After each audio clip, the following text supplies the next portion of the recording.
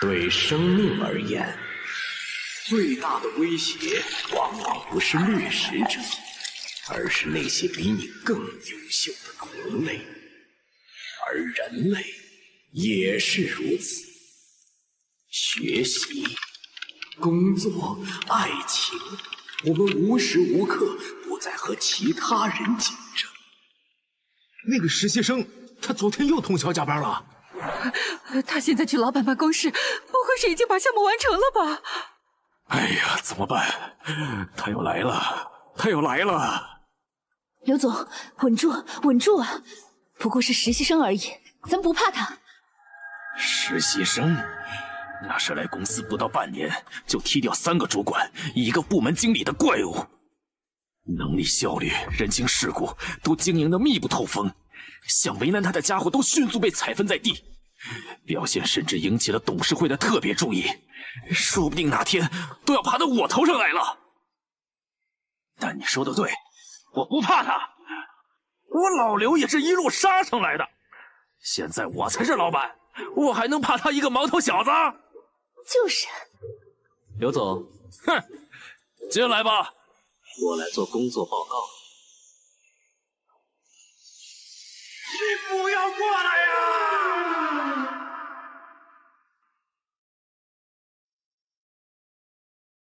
没想到老刘这么快就软了，那这家公司就开始变得有点无趣了。要不要换一家呢？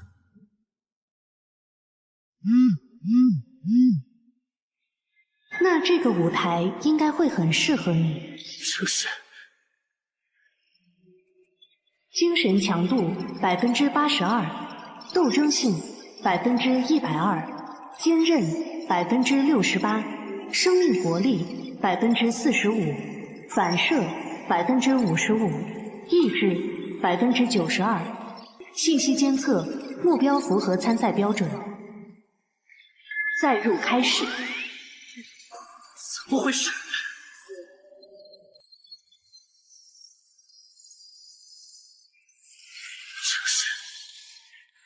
欢迎各位玩家加入这场死亡游戏。在这款游戏之中，玩家们需要投身无尽的小世界副本，执行任务。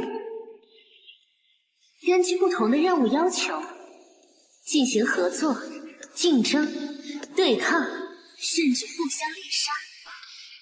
神域账号极其稀有，会不定期在全世界随机抽取少量符合标准的玩家加入，而你们就是这一期接受考核的新人。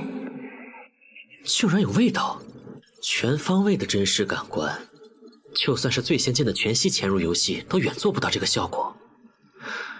这技术可不像是在开玩笑啊！这是什么地方？喂，快放我出去啊！其他人也是被突然强拉进来的，这游戏的做法还真是霸道。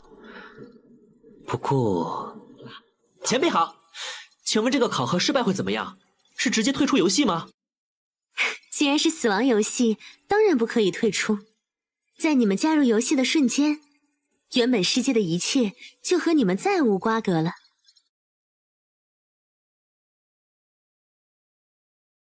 就算是最先进的全息潜入游戏都远做不到这个效果。这技术可不像是在开玩笑啊！这是什么地方？喂，快放我出去啊！其他人也是被突然强拉进来的，这游戏的做法还真是霸道。不过，他刚才用了“考核”这个词。雨神姐姐，我可以提问吗？可以，而且我不是女神，是和你们一样的玩家。引导新人进行考核，就是我这次的任务。那您就是前辈了。前辈好，请问这个考核失败会怎么样？是直接退出游戏吗？既然是死亡游戏，当然不可以退出。在你们加入游戏的瞬间，原本世界的一切就和你们再无瓜葛了。玩家在副本的间隙，也只能返回自己的个人空间休息。你们的个人空间，也就是自己脚下的平台。哼，果然是这种设定。不过被囚禁在这么小的一个地方，这待遇也太惨了吧。不过你们也不用太担心，大部分副本都并不致命，比如这次考核就没有失败的说法。只不过根据你们在副本中的表现来决定初始奖励。通过完成任务获取的奖励点数，可以用来扩展个人空间，可以兑换世间的一切享乐，可以打造你梦想中的极乐园。最重要的是，能让你们变得更强。在无限神域中，你能兑换自己想要的一切，来一步步走向超凡。当然了，这些都是最顶级的 A 级奖励，我都没有，你们现在看看就好了。作为新人，你们现在只有3个随机的 F 能力作为新手礼包而已，其中技能、装备和道具各一，主要是用来帮助你们快速熟悉无限神域的战斗方式。王卷面前的3张卡片，技能可以直接学会，装备道具会进入物品栏，详细信息可以在自己的数据界面看到。这就是异能，这个世界上居然真的存在这种东西。那么现在，游戏开始。原来如此，是我一直以来的视线太狭隘了。无尽空间，超凡之路，这个世界比我想象的要有趣的多呀！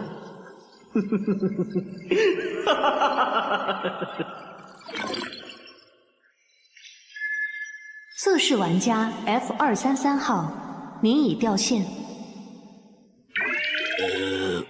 我这是回到现实了？说好了不能退出的死亡游戏呢？这玩意儿还能掉线的？难道我能把神域中的能力带回现实？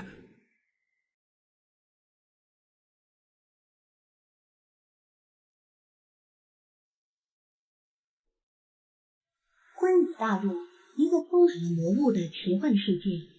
你们是一群前来讨伐地军营地的新人冒险者，但被封闭退路的你们很快就明白了谁才是猎物。地军的搜捕队正在一步步压缩着你们逃亡的空间，将你们驱赶向地军营地的巢穴。新手考核副本：地军封锁，主线任务：讨伐地军营地。任务奖励：根据任务完成度可获得10到300的奖励点数。任务时限1小时。场地效果：注意跑毒。地军搜捕队会以稳定的速度向前推进战线，系统地图上会显示搜捕队位置，请玩家及时规避。增益状态：英勇青铜5。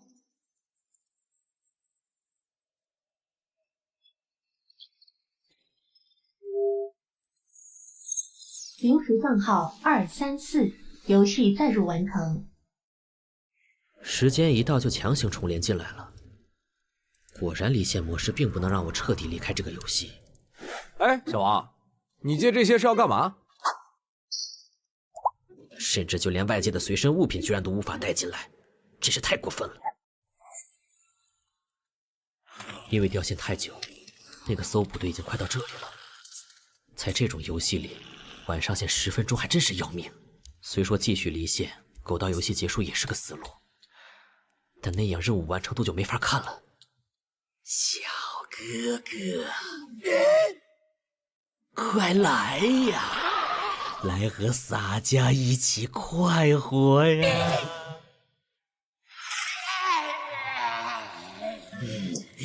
果然，既然是新手任务，就不会太难。地精这种身高体重都如同小孩的怪物，人类只要克服对战斗的恐惧，就能凭借体型进行碾压。更不用说我这种专门接受过职业军人的格斗训练的高端人才。作为被我击杀的第一个小怪，放马过来吧！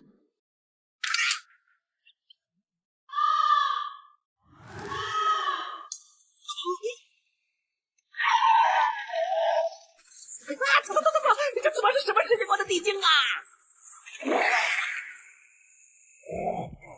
任务还是讨伐地精营地，这赤手空拳的拿命打呀！所以，任务的关键是让我们用抽到的装备和异能想办法吗？等等，这个和之前抽到的开场能力不一样了。难道说……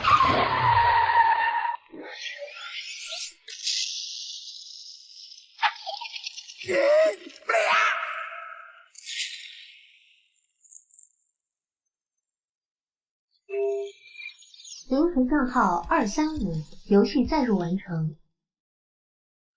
大概是因为离线的账号被视为死亡淘汰，但我本人又在不停的登录，重新接受考核，相当于又加入了一个新人。这种 bug 估计只能在新手副本出现，错过了就再没这种好事了。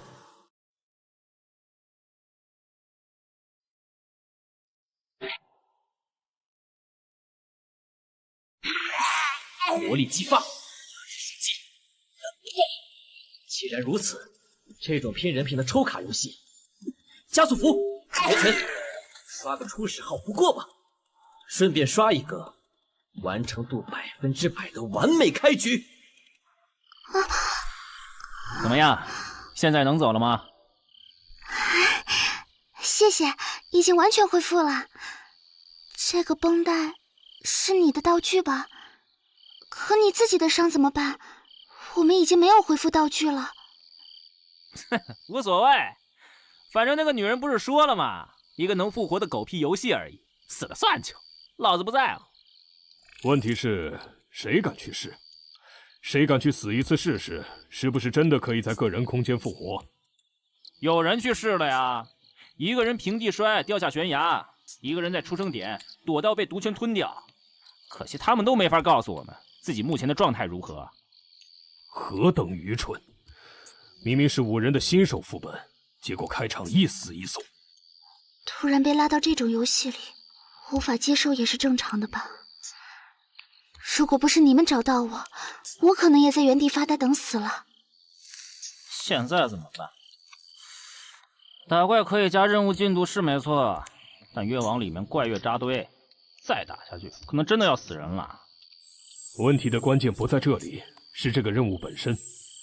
说是讨伐，但不管是开场背景还是毒圈机制，整个感觉都更像是让我们求生，太违和了。啊？有吗？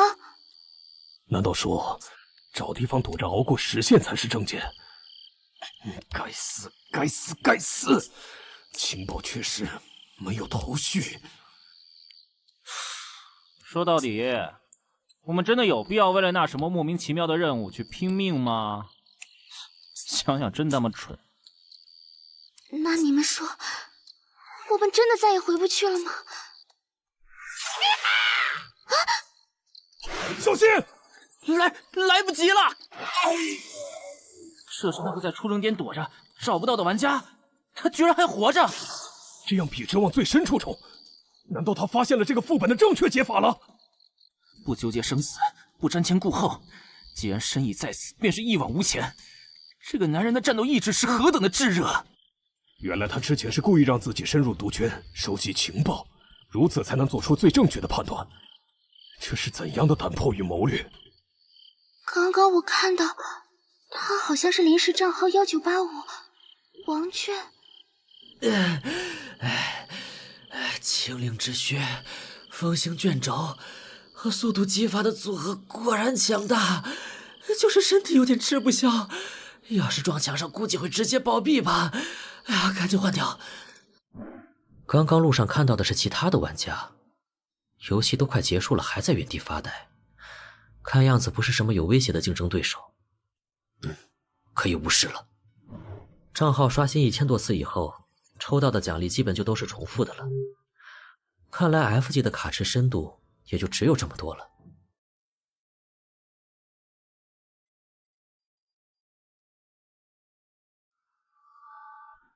丢地上在拾取维基的道具也早就超过了系统背包容量上限，继续刷下去没意义了。刷到我之前看中的那几种能力和装备就停手吧。接下来就是 BOSS 战了。虽说按照背景说明来看，这玩意儿大概率不是让新手玩家打的，可我每次刷新账号都会把任务进度一起清零，所以小怪打的再多也没有意义。想拿到完美奖励，必须一口气来一波大的。好了，那就用这次战斗来结束这个副本吧。接你的末日吧，地精灵主！果然是大威力枪械，等的就是这个。F 级装备反弹之刃，洗炼锻造而成的刀刃，锋利但容易磨损。使用者摆出明确的格挡架势后，将下次以其为目标的远程攻击反弹回攻击者。如此使用会大幅损刀的耐久上限。备注：它继承从火焰祭祀场直到星球大战的刀剑梦想。因为动作太明显被看出蹊跷了。不过没关系，用来解决这个问题的异能也准备好了。强迫自律 F 级，让目标在接下来的时间完全按之前的规划行动，持续时间与最终效果受到目标精神抗力影响。备注：你永远不知道一个自律的人有多可怕。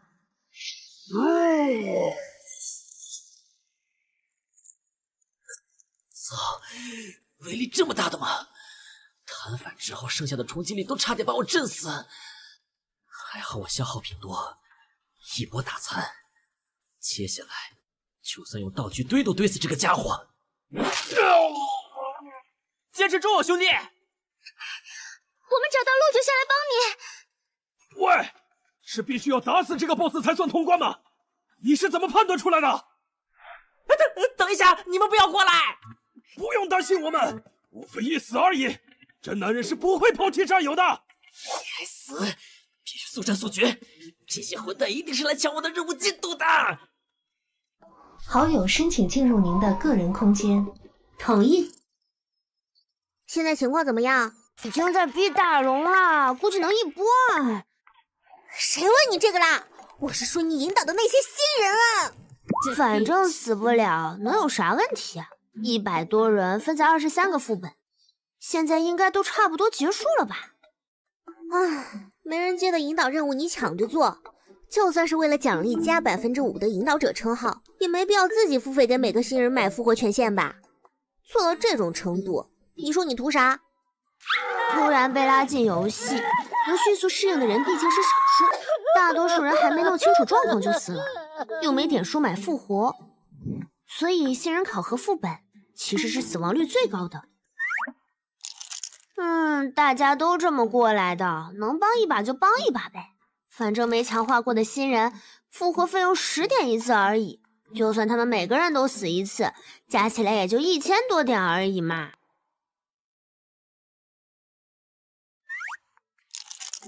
大家都这么过来的，能帮一把就帮一把呗。反正没强化过的新人，复活费用10点一次而已，就算他们每个人都死一次，加起来也就1000多点而已嘛。你还没算为了引导新人有格调极限扩大的个人空间，看着有气势但根本没法助人的巴别塔，以及除了好看一无是处的花海特效。我喜欢漂亮外观有什么错吗？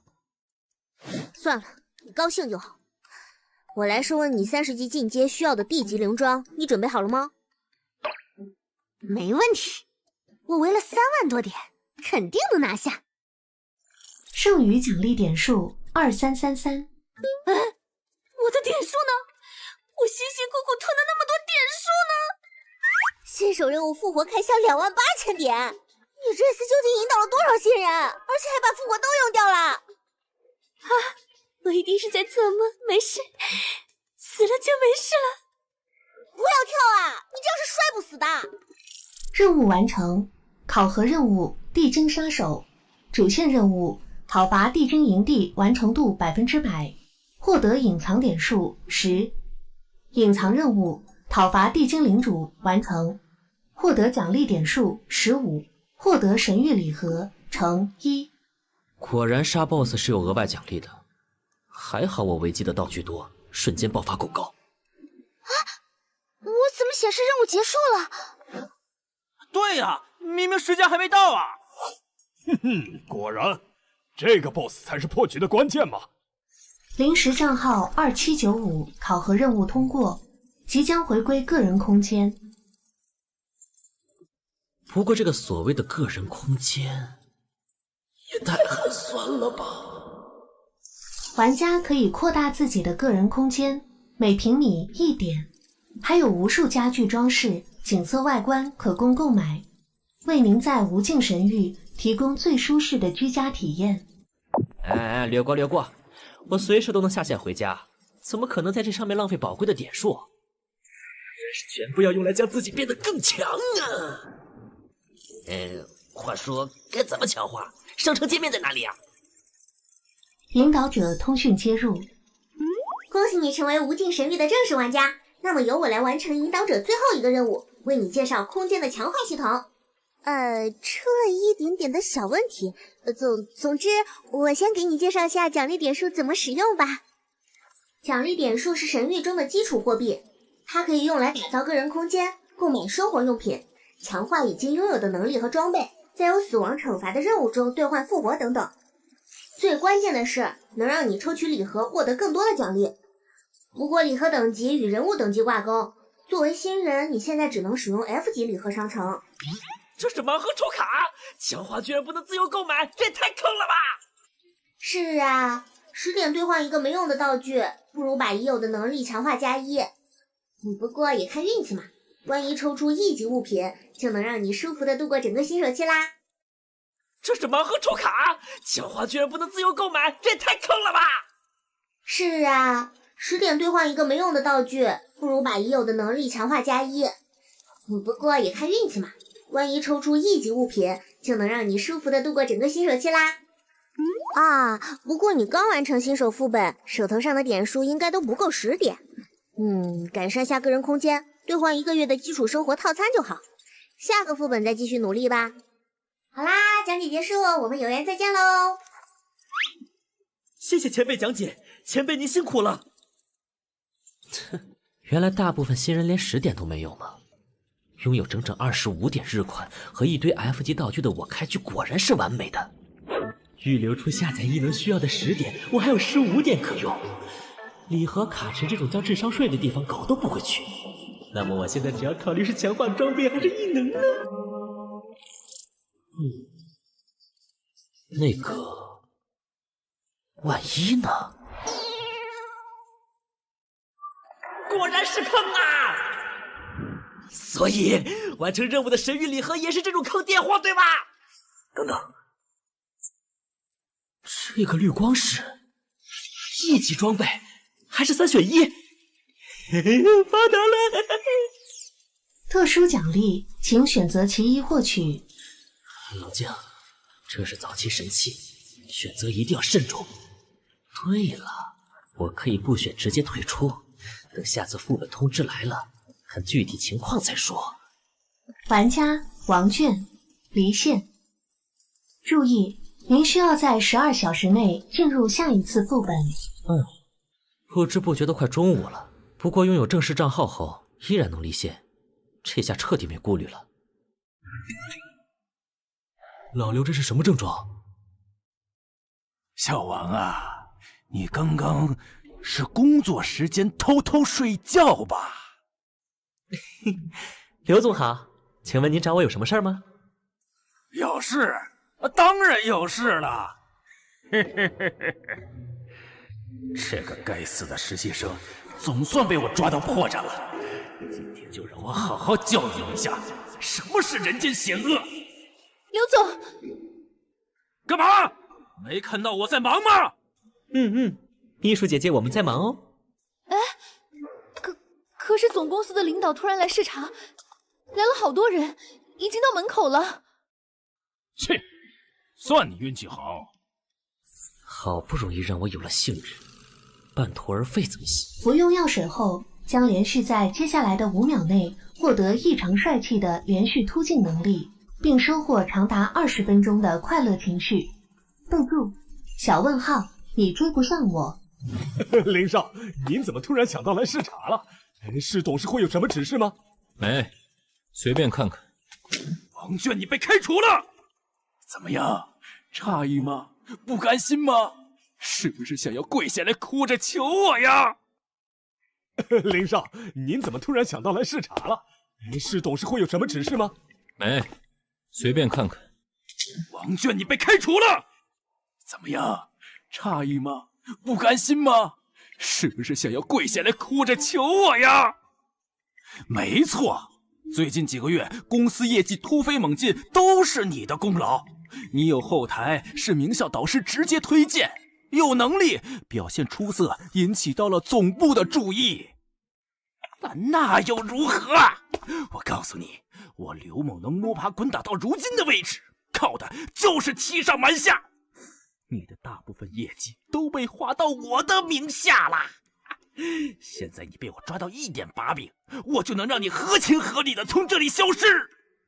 无论是你的导师，还是总公司那些蠢货，我都能让他们无话可说，因为在这里只有我说了算。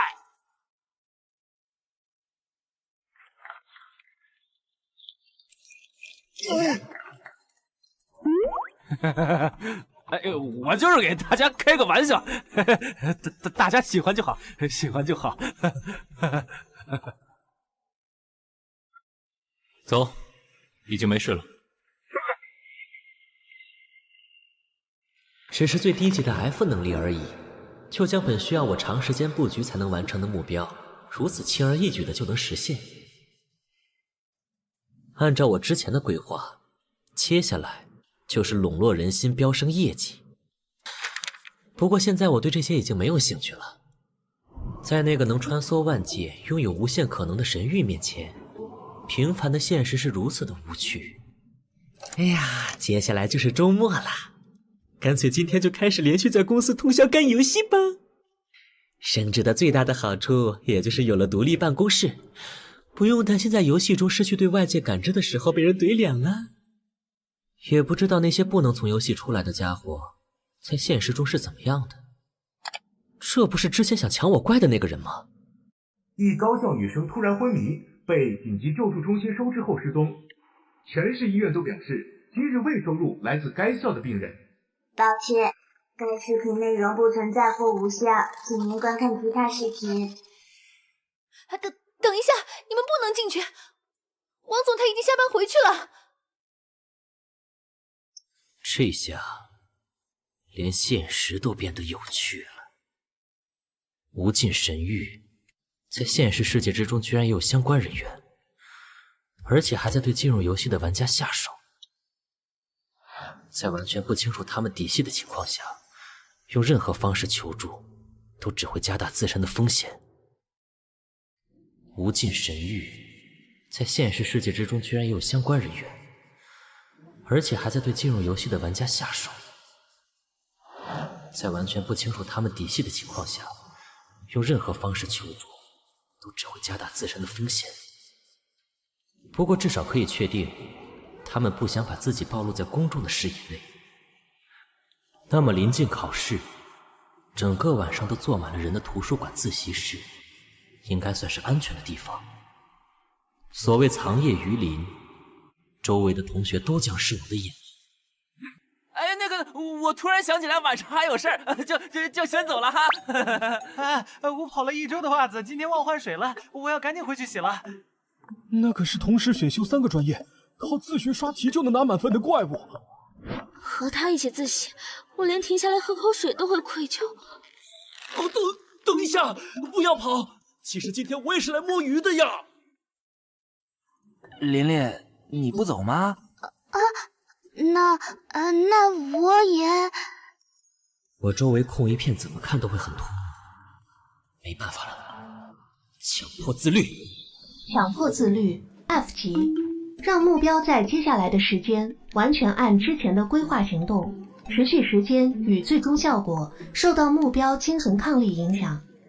备注：你永远不知道一个自律的人有多可怕。我今天无论如何一定要把开题报告写完。哎，这样啊，那我们先走啦。加油，我们看好你啊！我刚刚说了什么？那今天晚上我们一起努力吧。是。在现实世界之中，这种无声无息的精神控制类异能果然好用。不过面对完全未知的威胁，我必须尽快获得更多的异能，构建起属于自己的力量体系，才能真正有自保的能力。时间差不多了，那么登录游戏。玩家王卷，等级1，欢迎来到无尽神域。游戏即将开始，请选择您的游戏难度权重，系统将为您匹配合适的副本。注意，副本奖励与游戏难度相关。开始匹配。难度居然是可选的，很友善嘛。照理来说，作为新人应该慎重一点，先来个简单的副本熟悉一下。要是可能的话，最好能做个实力破剑神。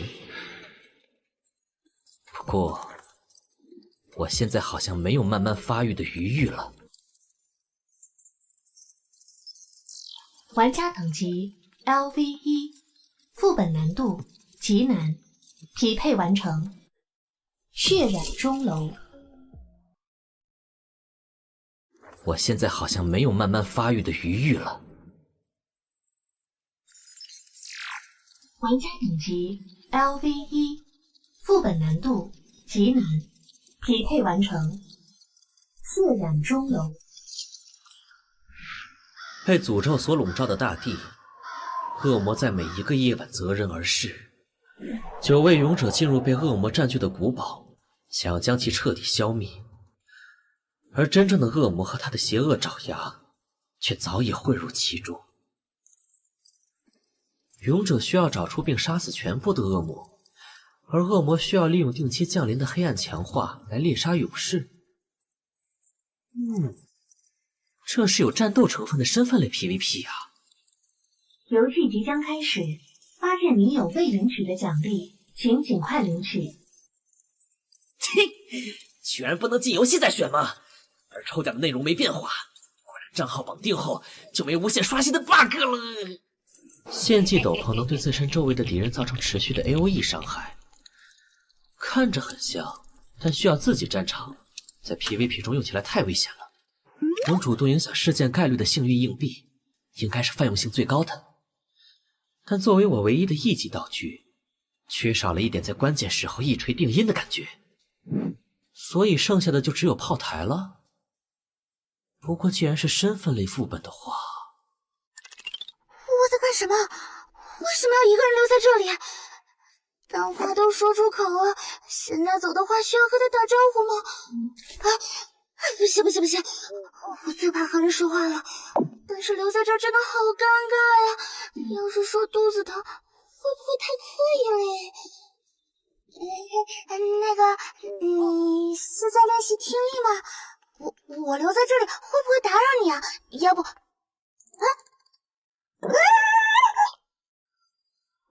好软！这是已经进入恶灵的古堡内了。这个副本的登录地点很不错嘛。欢迎来到血染钟楼，您的身份是？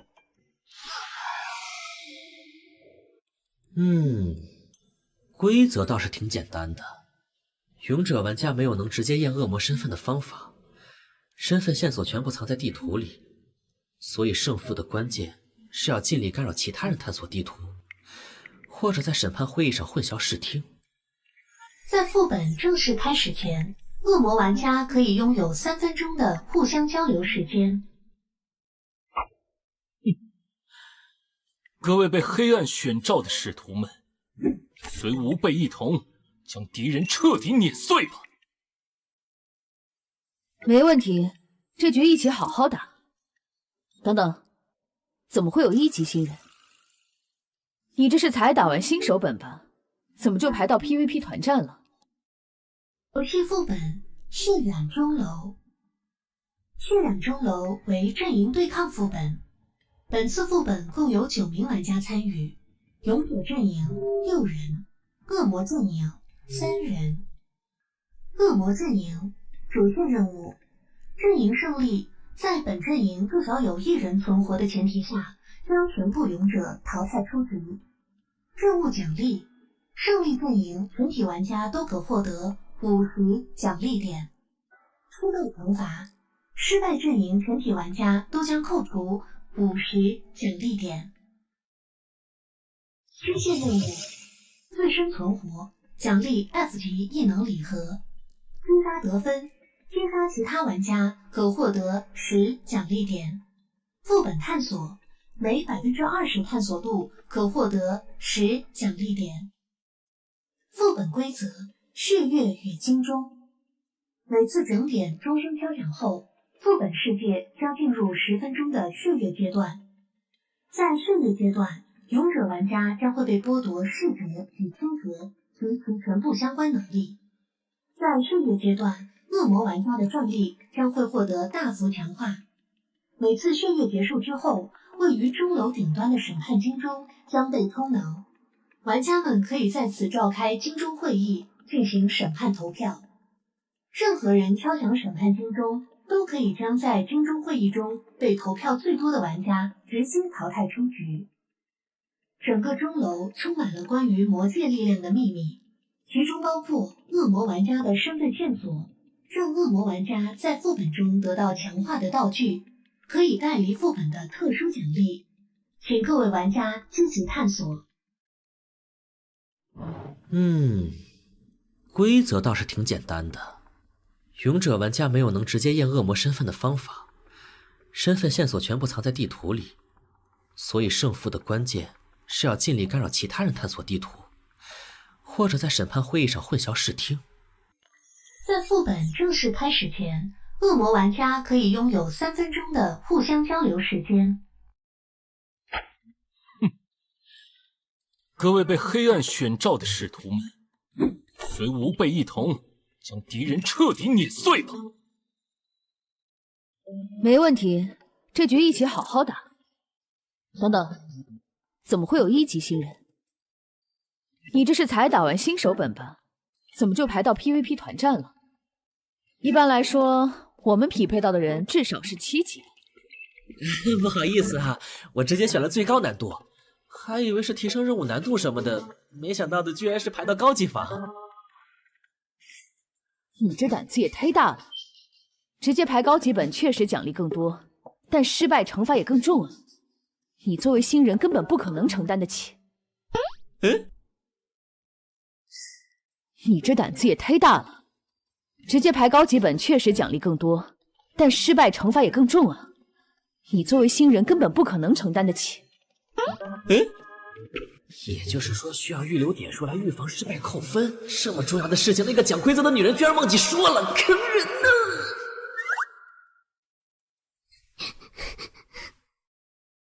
算你小子运气好，这局姐姐带你飞好了。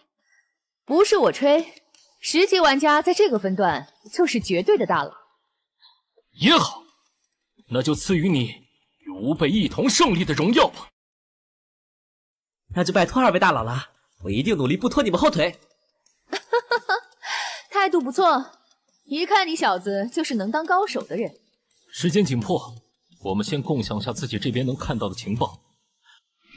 吾所在之地充满了禁忌的藏书，均对吾等无用。吾稍后会全部毁去，避免落入他人手中。地面敲击声空洞，应位于此楼高层。我在刑讯室，大门现在打不开，窗户外面可以看到远处的岩石墙壁和回廊。这个钟楼内部应该是中空的结构。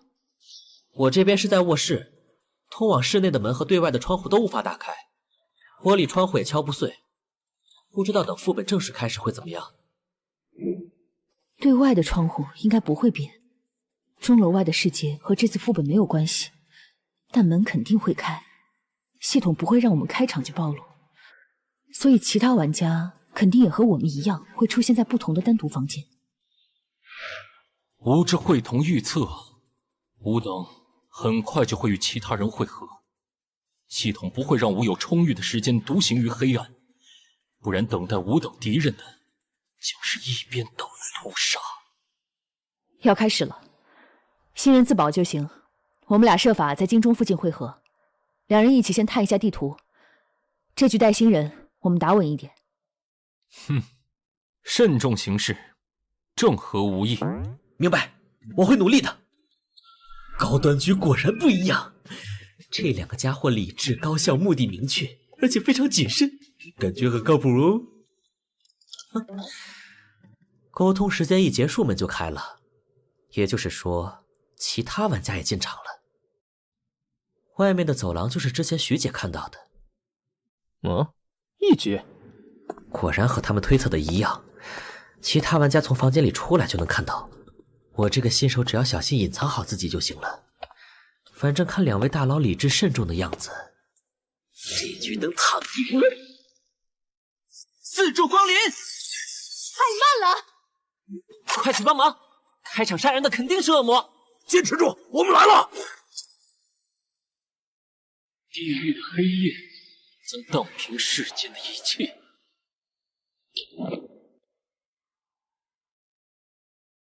快去帮忙！开场杀人的肯定是恶魔。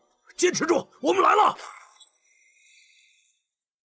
地狱的黑夜将荡平世间的一切。钟二病，看来这局又是我赢了。看来到此为止了，真是一场精彩的战斗啊！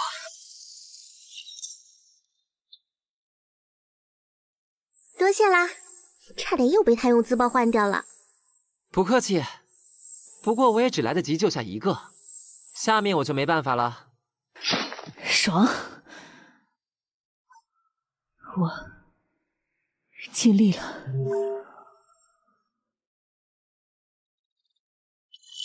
玩家刘胜珍被淘汰，身份为恶魔。玩家何小天被淘汰，身份为勇者。玩家徐淼被淘汰，身份为恶魔。刚刚发生了什么？啊，是你啊！我们在新手副本遇见过。没想到又见面了。是那个想抢我怪的没素质的女人。等下，她的等级居然是2级，乍一看只比我高1级，但也可以说是等级比我高整整1个倍。明明是同时进入，我居然落后了。是在我下线的时候，他在个人空间寻找到了锻炼的方法，还是说发现了我不了解的规则？又或者是用无耻的手段贿赂了引导者，将自己伪装成人畜无害的样子，然后在暗处不择手段的拼命变强。这个女人真是个可怕的对手。你才1级居然就排进了团战副本，又来了，她是准备要嘲笑我吗？可恶！啊，一定是和我一样抽到了随机入场券吧？让玩家进行额外副本的道具。上面的说明是在等级低的时候特别容易抽到的奖励。如果不是我一个人待在个人空间太害怕了，根本不会想用它。原来还有这种好东西，等级越低越容易抽到，这简直就是专门用来给新人补等级的神器啊！唉，我这张入场券可以用3次，问题是副本难度完全随机。前一次是简单的解谜副本，在一个好心前辈的帮助下过关了。这次随机到极难，我还紧张了半天，唉，结果对手开场就死的差不多了。我们运气真好。是啊，我们运气真好。真是倒霉，这局跟和天排到一队。这次随机到极难，我还紧张了半天，唉，结果对手开场就死的差不多了。我们运气真好。是啊，我们运气真好。真是倒霉，这局跟和天排到一队。我知道他哎，是那个每次副本都会带着全队把探索度刷满拿隐藏奖励的大佬。以为能有额外的收获的，没想到他开场就被换掉了。我之前跟他合作过一次，他的那探索者称号拥有能指出剧情关键点的场景能力。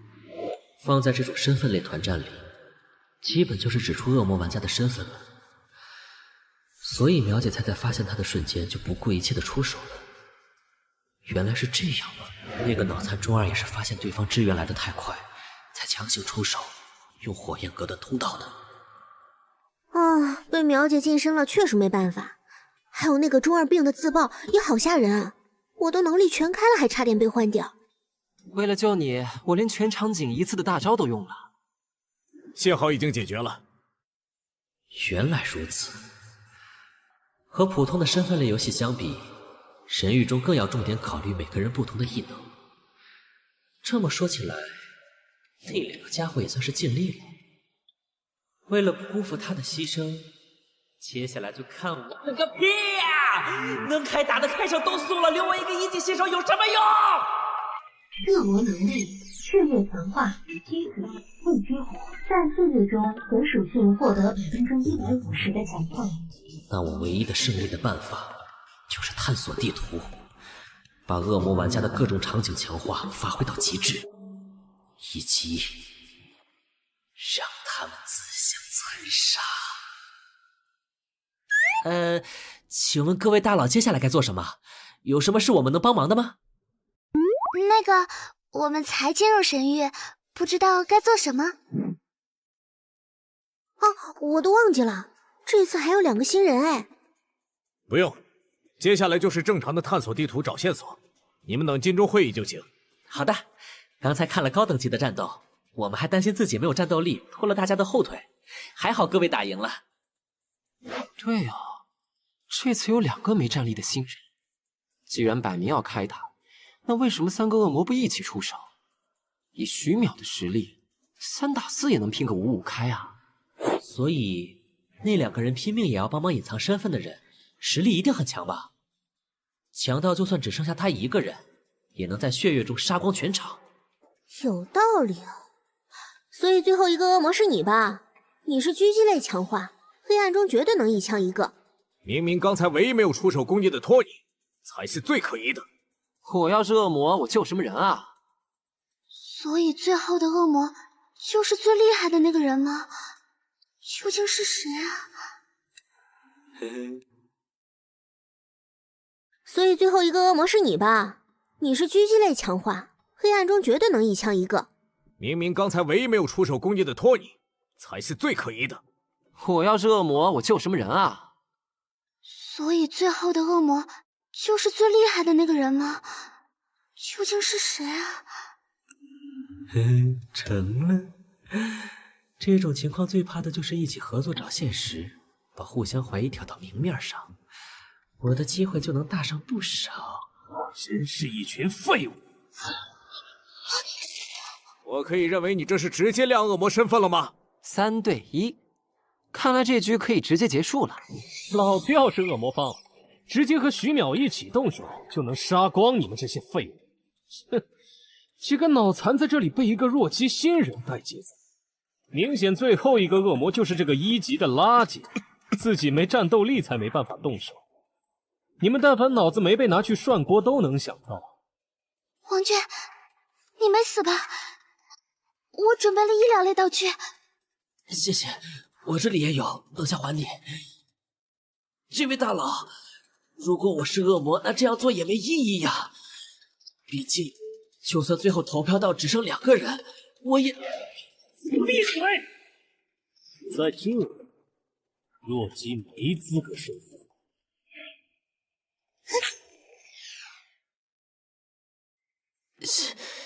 谢谢。该死，这种力量上的压制，实力不够根本就没操控的空间。不过这家伙为什么不直接干掉我？他第1下攻击明明能打掉了我1大半的血，可这一次他明显是刻意控制了力量的。为什么？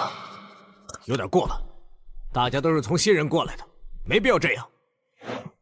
游戏而已，说不定以后还会排到一起玩的。原来如此，他并没有完全的把握。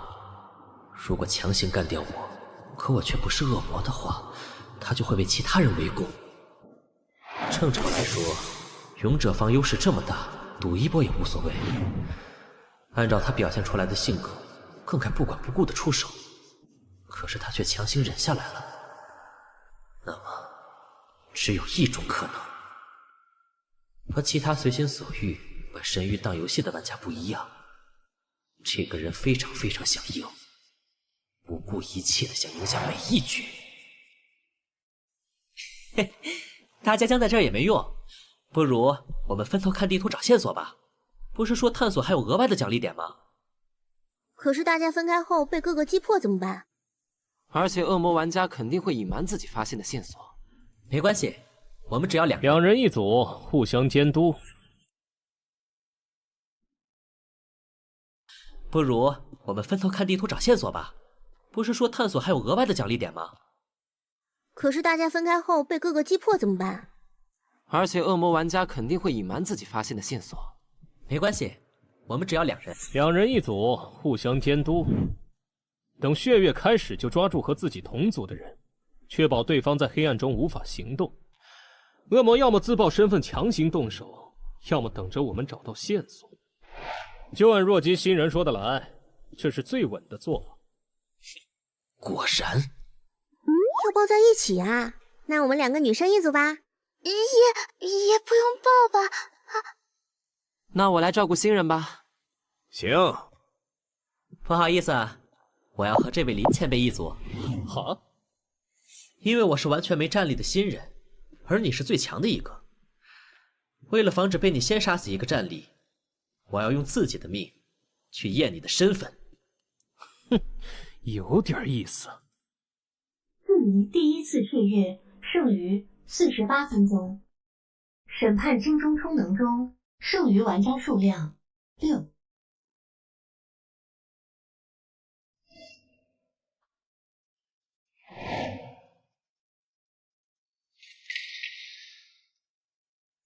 这是被那个中二病烧掉的吧？好可惜啊！图书馆这种地方，怎么想都会有很多线索。那个前辈啊，规则说让我们找恶魔身份的线索，那会是什么？直接给我们人名吗？姐姐，你看上去年龄比我大吧？直接叫我毛毛就行。其实我也才经历了10几个副本而已。不用这么紧张，刚进入无尽神域确实会不习惯，但时间长了你就会发现，不过是个特别厉害的全息游戏而已。反正也出不去，玩就好啦。至于线索，应该不会那么直接。按我的经验，多半是啥靠近恶魔会有反应的道具之类。所以要找的是道具吗？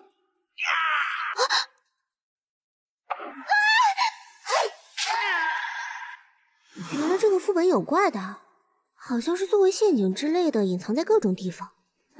不过等级不太高，只要不是特别倒霉，一次性触发很多，对我们就没有威胁。是这样啊！太多了吧！先是餐厅里刷出来一堆发疯的老鼠，去了仆人房跳出来个会咬人的宝箱，现在走在过道上都有会活动的铠甲。这个钟楼里究竟放了多少陷阱？林前辈加油！林前辈你是最棒的。不过等级不太高，只要不是特别倒霉，一次性触发很多，对我们就没有威胁。这个钟楼里究竟放了多少陷阱？林前辈加油！林前辈你是最棒的。给我去死！别他妈跟我站那么远！劣迹！好的，林前辈。现在最不能让我死的就是他。要是我在探索中不小心挂了，他肯定洗不清了。我说，你不会是在不停的故意触发陷阱吧？怎么可能？就算我想触发，也不知道陷阱在哪儿吧？都是巧合，就是不知道为什么我现在运气特别差而已。很好，趁着有这个能用到死的保镖在，我顶着底 buff 给关键道具充能也安心了。反正我不需要战斗，刚好可以好好解密。在这个满是恶魔的钟楼里，究竟有什么可以让我获得强化呢？等等，满是恶魔的钟楼？对呀，我记得开场故事说明里，玩家们是一群来钟楼讨伐恶魔的勇者。那在这种恶魔的巢穴，为什么会有能审判恶魔的金钟？游戏时间00:49，距离第1次血月剩余11分钟。审判金钟充能中，剩余玩家数量6。这些房间一个个搜过来也太耗费时间了吧？光2楼就花了快1个小时。呀，这是总算找到了有用的东西了。顺从你的欲望，承受贪婪的代价。付出代价，和恶魔进行交易。难道说，死在钟楼里的人不是被抓来的？把你手上的道具给我。这样不好吧？之前找到的3个道具都被你拿走了，黑装备这种事情很没素质呀。不要让我说第2遍，弱鸡，不然我不介意把你手脚打断，拖着过完全场。那多不好意思，还是不麻烦你了。算你识相。如果你身份真没问题，老子保你躺赢。走了，还有一点时间继续探3了，不许离开我的视线。有点不好办呀。虽然之前的操作把他对我的怀疑消除了不少，避免了被直接击杀的危险。是，但这样被盯着什么都干不了。幸运硬币已经充能好了，没了厄运的负面效果。故意引怪，万一没演好，只会惹人烦。虽然之前的操作把他对我的怀疑消除了不少，避免了被直接击杀的威胁，但这样被盯着什么都干不了。那边是最开始被那2个人打坏的地方。哦呦，墙都打碎了。先过去看看。这里是苗姐出生点的刑讯室，被他干掉的人出生点应该是在旁边禁闭室，还真是一个照面就打起来了呀！操，被破坏成这样，看来找不出什么有用的东西了。去隔壁，时间不多了，搜完下个房间，准备找地方躲过血月阶段，别给老子磨蹭。行，大佬你说了算，是个卧室，不过没2楼那个豪华。等等，这个房子是在刚才的刑讯室边上，但这样看的话，这房间面积不对，在靠近刑讯室的方向肯定有隔间。闭嘴！老子还不用你个弱鸡来提醒，跟紧点，别让我发现你有什么小动作。哎呀，这家伙是真的烦啊！这个房间难道是？怎么了？里面有怪吗？这个房间是恶魔的祭坛。等等，啊！难道说这个房间里有血月的效果？我能看见，是因为恶魔的身份，他其实根本什么都看不见，但假装没有异常，是为了趁机试探我的身份。如果我没能第一时间发现这个房间的问题，露出破绽就会被他瞬间击杀。还真是一刻也不能大意呀。有意思。既然如此，救命啊！什么？这个黑漆漆的房间里有东西在攻击我！既然你给了我合理自由行动的机会，就别怪我好好利用了。大佬救我！怪好多，我要死了！我看不到门在哪儿，救命啊！老七，看不见就别他妈的乱跑，往门口来！总算到手了一个可以用的道具。操！我踩烂他们！可算有光亮了，谢谢大佬救我。再乱引怪，害老子浪费技能，老子就弄死你！房间太暗了，我一下就慌了。要是大佬您提前提醒我一下的话……废物！毕竟我是新人嘛，菜一点也没办法。是去探1楼的2个人，要和他们打招呼吗？不用，马上就要血月了，要和其他组保持距离。我们也赶紧找个地方躲过这一波再说。没错，是要找个好地方。充能完毕。行了，就在这里。通往禁闭室的门锁上后，多少可以拖延点时间。真遇到袭击，不管是撤离还是居守看守室，都是个不错的地方。这个角度不错，确实是个好地方。哎呀，林大佬啊，您说其他2组现在应该就躲在对面房间里了吧？老子怎么知道？不过看他们之前的位置，如果脑子正常，应该不会快血月了还到处乱跑。确实只能判断个大致的位置，看来剩下的就只能交给运气了。那就选在这里开场吧。若姬，你他妈在外面磨磨蹭蹭的等着吃屎啊！这不是让大佬您先确定下房间安全吗？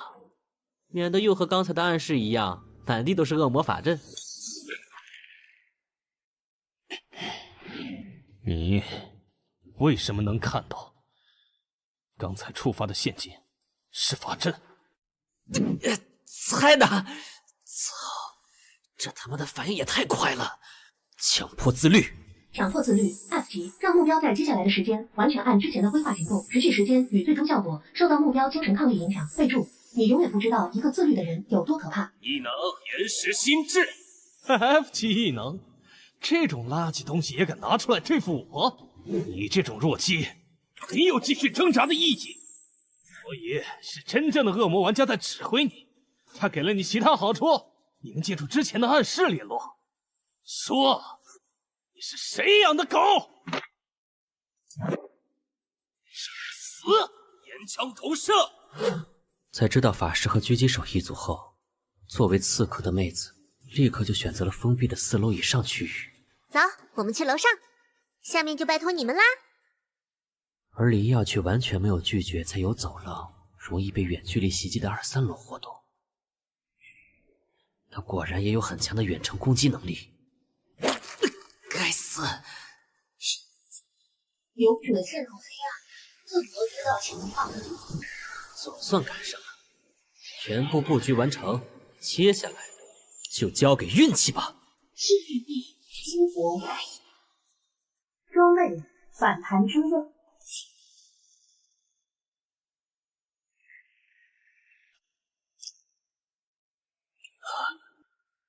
居然没死！切，等血月结束再跟他算账。我下来了。哎呀，还好我道具够多，低级雨洛夫救了我狗命。我下来了。哎呀，还好我道具够多，低级雨洛夫救了我狗命。选择带幸运币，本来是希望在这种身份局投票的时候改变局势的，不过现在看来，作用或许比我想的更大。我已经制造出了成功可能性。希望刚才那一瞬间，运气真能让事情朝着最有利我的方向发展。小心，我们被攻击了！哎，哪里？什么？是岩柱！果然，最后那个恶魔是灵药。安静，幻斗先生，黑暗中我们没办法和他对抗。为了避免误伤我这个无辜的路人，接下来我要暂时退出这片混乱的舞台。剧情道具：恶魔法典。发现地城，地图探索度加20%。趁这个时间，好好挖掘下副本中的剧情奖励吧。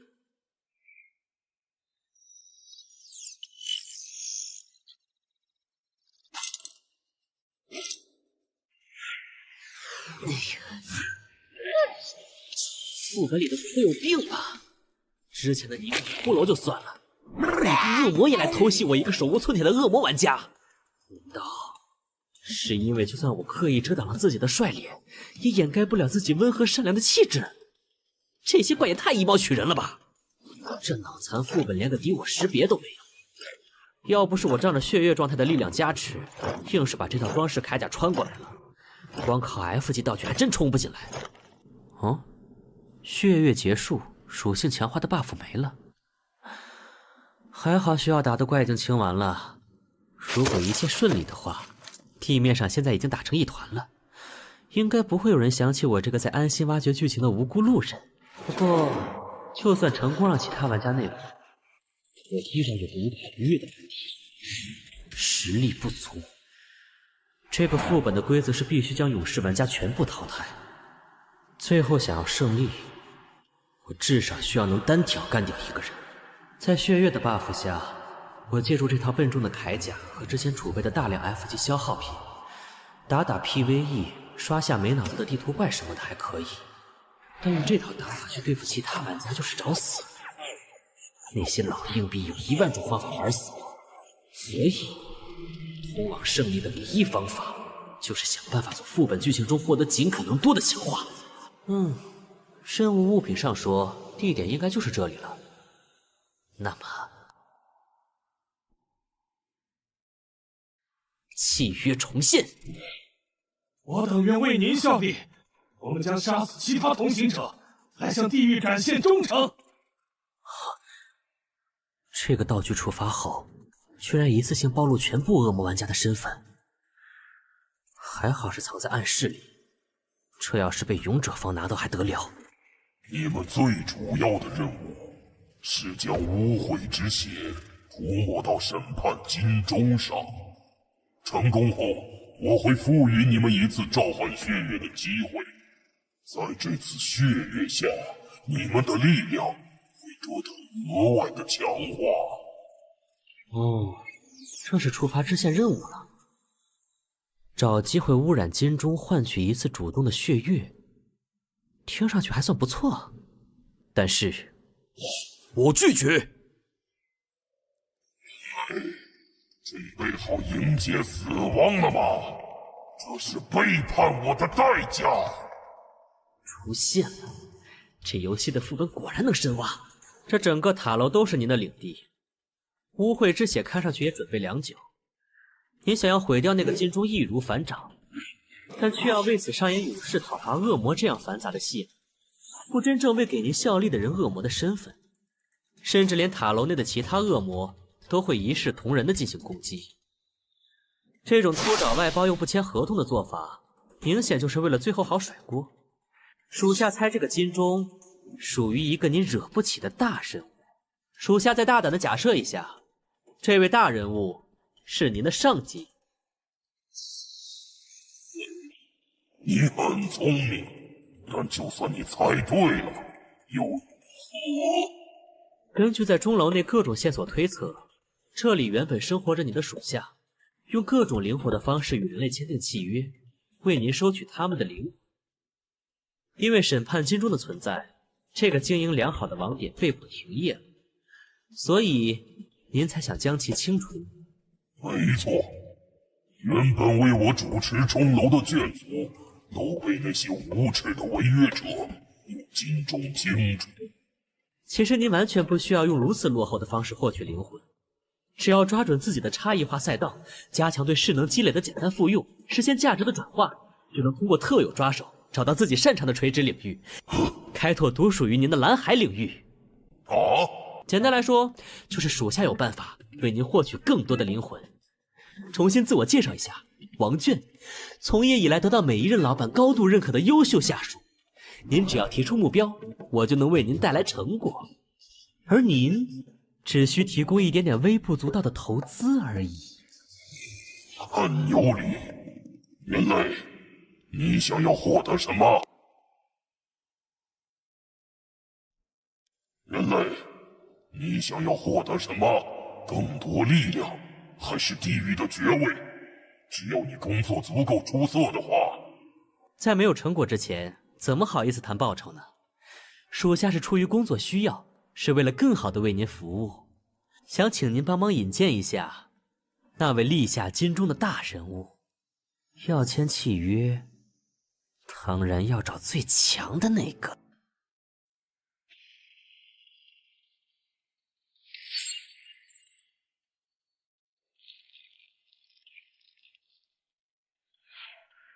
混蛋弱鸡，居然敢耍我！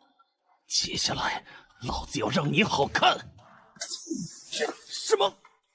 击中目标，触发了一次性保命技能，弹道偏斜，命中手臂。看到自己的废物棋子暴露，于是亲自下场了吧？请给我去死！现在想逃？完了！别躲了，让我们结束这一局吧。你跟着发什么疯？喂喂，你自己在血月都跳明身份了，还继续演就没意思了。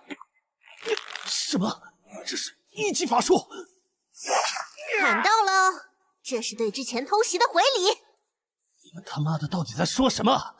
我什么时候偷袭？难道说？难怪他要反复确认其他人的位置，而且要在血月开始前的最后一瞬间暴露。是那个新人引诱我，在黑暗中往你们所在的方向发起范围攻击。那个弱鸡竟然敢算计我！在没有视野的情况下，胡乱发起范围攻击，通过只存在于理论的攻击路径，恰好攻击到了处于隐蔽的我们，而且恰好精准命中。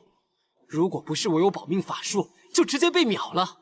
你说这是巧合？哼，虽说不是没有机运类装备，但你刚才却说自己的目标是那个白板新人，聊爆喽！该死，被算计了！既然怀疑我，现在金钟已经充能了，你们不去顶楼敲钟，在这围攻我干嘛？然后在通往楼顶的狭小垂直地形上，被你用岩石傀儡一网打尽吗？如果你愿意老老实实被我们彻底打残，解除战力等敲钟也不是不行。不过看起来你不太愿意。副本道具金色钟锤，用它敲响金钟会发起远程投票。我们去拖住灵药，你去敲钟。明白。胜利了，接下来只要敲钟就行了。啊，毛毛你也来了。等等，那我爬这么辛苦是为什么？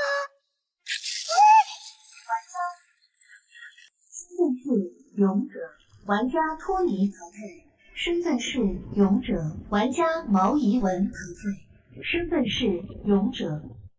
都不是恶魔，怎么可能？难道？苍龙，我疼了！你想用什么姿势赢都行。哦，不是这个。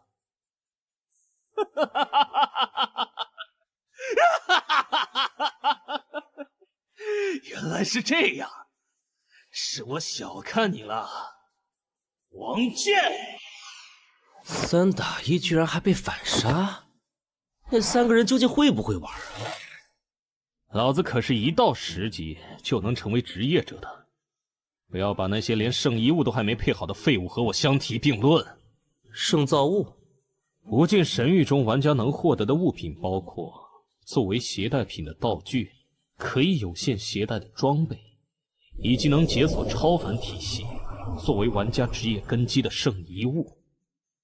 圣遗物只能在副本中获得，如果你不想和那些废物一样卡在10级，最好尽快开始收集。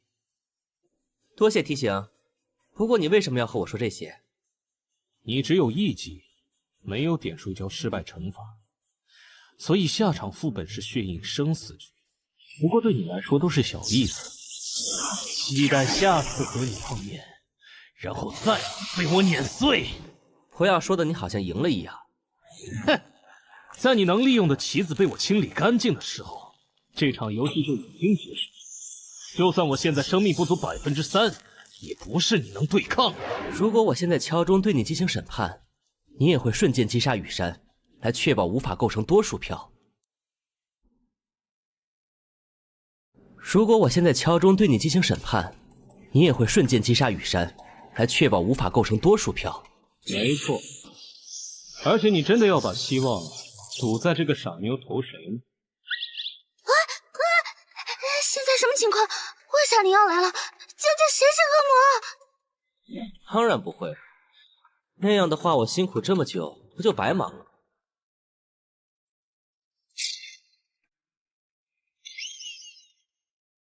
上钩了！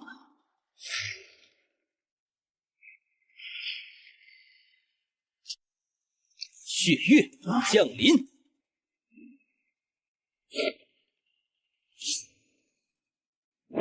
这个老硬币果然还留有这种不讲道理的大范围攻击，伤害好吓人。还好我假装莽一波，在最后一瞬间突然开血月，把他的大招都骗出来了。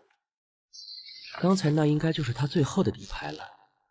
不过以他的个性，应该继续维持高强度范围攻击，彻底弄死我，而不是趁机在地上布满碎石，利用响动来探测我的位置这种小手段。就算还有后手也没关系，接下来的10分钟足够得到强化的我把它一层一层扒光了。啊！我被攻击了，这家伙下的手，什么手？不对，生命值没变化。这个血迹，还有这种清晰的疼痛感，难道是我现实中的身体受伤了？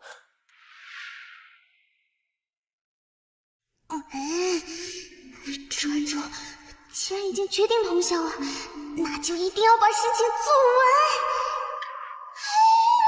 根本不可能！真是的，都1个多小时了，这个家伙究竟是怎么回事啊？哟，你居然还敢来图书馆！啊！而且看上去和新男人玩得很开心嘛。什么新男人？你是谁啊？徐婉，上次你去教导处举报，害我被处分了。哼，不就是拿了丢桌上的破耳机吗？这个贱人居然跑去教导处找，还差点报警。啊，对不起，我不知道，而且那个耳机是我占做的，给你添麻烦了。消消气，宝贝儿。龙哥，我这不是答应来帮你出气了吗？谢谢老公，你果然最疼我了。哼，不就是拿了丢桌上的破耳机吗？这个贱人居然跑去教导处找，还差点报警。消消气，宝贝儿。啊，对不起，我不知道，而且那个耳机是我占做的，给你添麻烦了。龙哥，我这不是答应来帮你出气了吗？谢谢老公，你果然最疼我了。你要干什么？别怕，我不打女人，所以……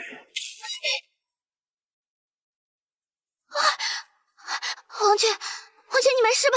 王俊，怎么回事？我不是陪你来讲道理的吗？怎么打起来了？哇，老公好帅！老公，快继续揍他呀！喂，兄弟，你怎么样？确认目标持续深睡中，之前的移动应该是信号错误。准备伪装介入，收容开始。救护车来了，怎么回事？有人在图书馆里打架哎，听说是争风吃醋哎。啊，确定吗？怎么看着不太像啊？兄弟，你一定要挺住啊！救护车来得好快，他应该会没事的吧？啊，可我才刚刚挂电话呀。退后，你影响到我们收治病人了。不好意思啊，医生，您一定要救救他呀！那个救护车要人陪同的吧？我和他一起去。上车。该死！现实中是什么情况？警告！退出副本将视为任务完成失败。这种时候还管什么任务啊？当然是……不对，冷静一下。我现在在学校图书馆，正常情况下不会有什么危险，受伤顶多是发生了意外，比如摔倒什么的。最大的危险来自那群人，但看他们的样子，应该不会在图书馆这么瞩目的地方太高调。身体没有受到进一步伤害，现在强行退出，如果发现是意外，就是虚惊一场。点数被扣光，游戏里的发育被打断节奏，只会让情况变得更加危险。所以我现在要做的事情很明显，不惜代价，以最快的速度干掉他，结束这个副本。结束这个副本。尊敬的九域领主拜尔提亚，我王卷遵从契约，换取您的眷顾。契约兑现。天亮了。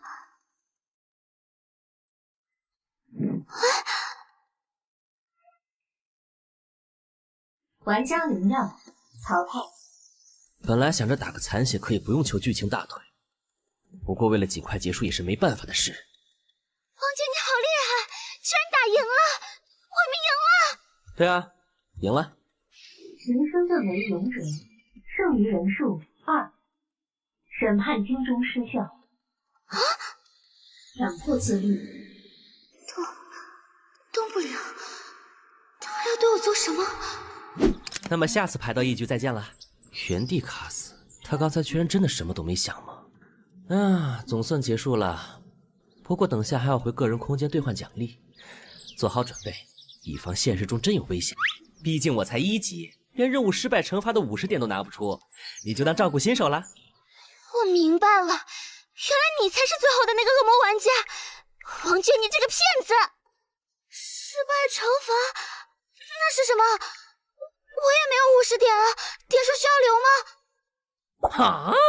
你这种心机深沉、扮猪吃虎、假装人畜无害、暗中抢先升级、为了胜利不择手段的人，在已经过了3次 F 副本后，怎么会连这种事关生死的规则都不知道？总觉得被很失礼的描述了。嘿嘿，你骗谁呀？我才不会上当呢！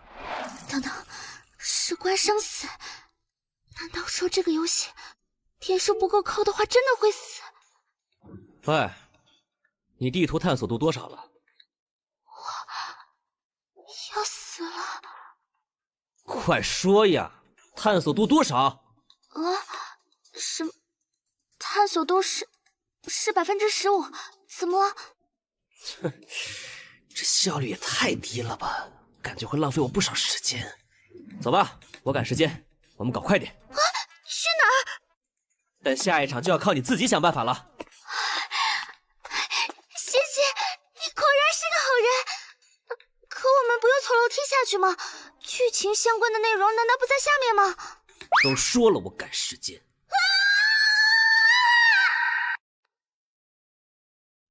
明明是自己不惜献祭亲人召唤恶魔，也要立下的契约，得到力量之后，却说是被恶魔蛊惑，大义凛然的前来讨伐。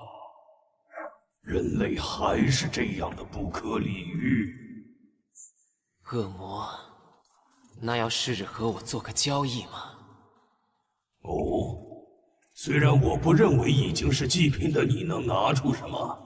不过听听也无妨。你想要什么？复仇、力量，还是自由？我要将你们这些恶魔驱逐出这个世界。你向恶魔许愿，获得驱除恶魔的力量。有趣。为了那样的契约，你能付出怎样的代价？把这个世界变成真正的地狱。圣徒约拿将能审判恶魔的金钟传播到世界各地，很快恶魔的势力便被清除出了这个世界，但已经全面开始的恶魔审判却早已无法停下。教会靠其巩固权势，政客用它排除异己，商人以此垄断利益。正是因为所有人都知道不再有真正的恶魔，所以一切罪恶都可以肆无忌惮地以审判恶魔之名进行。人类相互猜忌，彼此提防，战争与屠杀最终将整个世界吞没。讽刺的是，恶魔信仰反而卷土重来，甚至占据了用来审判恶魔的钟楼。但对于残存的人类来说已经无所谓了，毕竟真正的恶魔在人心之中。这就是你一定要把我从天台丢下去，摔成残血再一起跑地图的原因吗？怎么会，都是为了赶路而已，你不要多想啊。场景探索完成，我探索都满了。背景故事复原完成，地图探索度100%。哇，你好厉害！场景和任务道具里的信息那么琐碎，你居然这样都能还原出整个故事。我直接问当事人的，和签订契约的大恶魔拜尔提亚，是这个副本的隐藏 BOSS。我作为恶魔阵营的玩家，和自己的老板交流下不过分吧？这副本也太不平衡了吧！恶魔玩家有直接送的情报，还有能快10几秒人的强化，难怪我这么努力都赢不了。真是太好了。等等，献祭？献祭。就算要淘汰这种死法也太奇怪了！我借你这个。玩家以山淘汰，其身份为勇者。挑战副本圣人钟楼任务结束，胜利方为恶魔。这任务完成，血染钟楼，主线任务阵营胜利。任务奖励：恶魔玩家全体50奖励。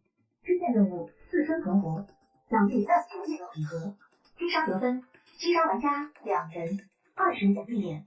继续探索，50奖励点。继续不可完成，等级提升为2级。玩家王卷任务完成，开始回归个人空间。副本道具：恶魔法典已移除。副本状态：恶魔契约已清除。果然副本里的东西不能带回来。签订契约后，灵魂的束缚感也完全消失了。如果不是要护着雨山把地图跑一遍，我连最后那一次献祭都可以赖掉的。反正恶魔那边对于投资对象卷款跑路这种事，应该也已经习惯了吧。玩家王卷极难副本完成，获得以下奖励：额外等级奖励+1，特殊中的恶魔法典。哎，副本道具被我带出来了，这是富贵险中求啊！1号系统开启，根据下次副本表现进行决定。而且我已经3级了，在同批次新人中绝对是第1梯队。接下来只要保持这个速度，很快就可以超过那些前辈了。那些偷偷努力的混蛋休想超过我！冷静冷静，副本的事情后面再想。现在的麻烦是现实。之后我没继续受到伤害，刚刚应该只是意外吧。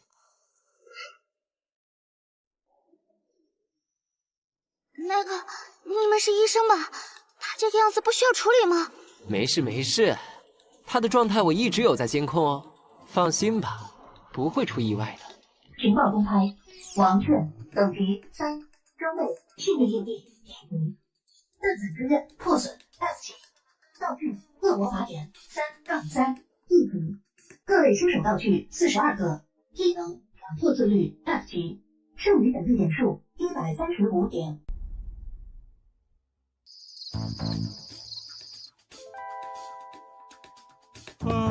目标成功回收，日后填写报告的事就拜托你了，谢拉姐。太慢了，同一批次的其他样本，总部都已经派人来运走了，而且还带了个赠品回来。你是嫌后勤部门不够忙吗？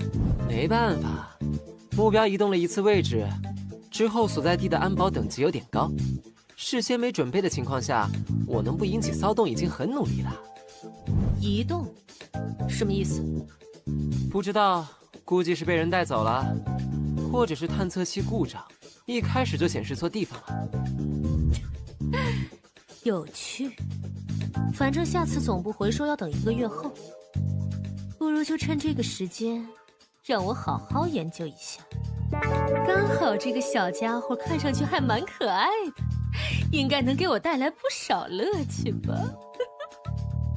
对啦，报告别忘啦。知道啦，要是不及时上传，老头子又要唠叨了。那你倒是自己写啊！我操，这下麻烦大了！我才刚刚进入游戏，正常来说不是应该给我时间狗发育吗？怎么一局出来就发现自己被人一波带走了？之前经过向下的电梯，房间位置应该在地下，角落有监控，大门有电子锁，顶上有通风口。这次 F 级异能礼包选出来的3选1奖励，其实都还挺适合逃命的，甚至可以把点数都砸在卡池里，看抽到啥再来搭配。好好操作的话，逃出去应该不难。但这样逃走根本不解决问题，不知道对方的身份目的，不知道他们有多大能量，不知道他们和神域的关系，甚至连他们是怎么找到我的都一无所知。这种情况下，就算成功逃脱，也会很快被再次抓住。贸然行动只会暴露自身的特殊性。所以我现在最关键的是要在不暴露的情况下，尽可能的潜入其中，多收集情报。这就比单纯的逃走难太多了。生理数据监控，温度舒适，空气新鲜，伤口处理完毕。有点硬，但比出租屋的床板好。日常睡眠不足5小时的某选王，在躺平中得到了充分的休息。仔细想想，现在我不用担心现实中的身体情况，可以安心准备下一个副本。其实就这样躺平也挺舒服的。这是上一届排到的那2个人，原来这游戏还有好友功能啊！玩家刘胜军申请成为您的好友。对不起啊，当时情况比较突然，那个叫何小天的有很强的预知类能力，不把他解决掉，我们根本没法玩。我指望突然动手能多换掉几个，结果没成。不好意思啊，把你坑进血印了。新人，你被吾辈那受到赵岸诅咒的命运所牵连，将要面临血印的试炼。但无需惶恐，无需担忧，因为吾辈乃是无数次身负血印、无数次跨越生死之人。虽然因为神域的法则，吾辈无法亲自降临到你身边，但我意志与决心将会与你同在。这是吾辈赋予你的力量，心怀感激的收下吧。这2个家伙，看样子是一出来就发消息给我了，现在应该已经收到胜利通知了吧？不过，他发我的这个视频是什么？难道还有什么秘籍？长明镇是一个安宁祥和、很少有外人前来的矿业小镇。最近因为小镇外的矿井中挖掘出了一本古籍，这里开始出现有恶灵在夜晚游荡的怪谈，导致镇上人心惶惶。考古学者罗德教授委托了5位最专业的调查员前来镇上调查真相，平息镇上的流言。游戏副本《伪镇奇谈》，《伪镇奇谈》为组队合作寻奇物副本、养奇物副本，共有5名玩家参与，请玩家们团结合作，共同完成任务。任务范围：长明镇，玩家不得离开这一区域。任务目标：在任务实现的7天内回收1级圣遗物符灵文书。任务奖励5，任务惩罚5。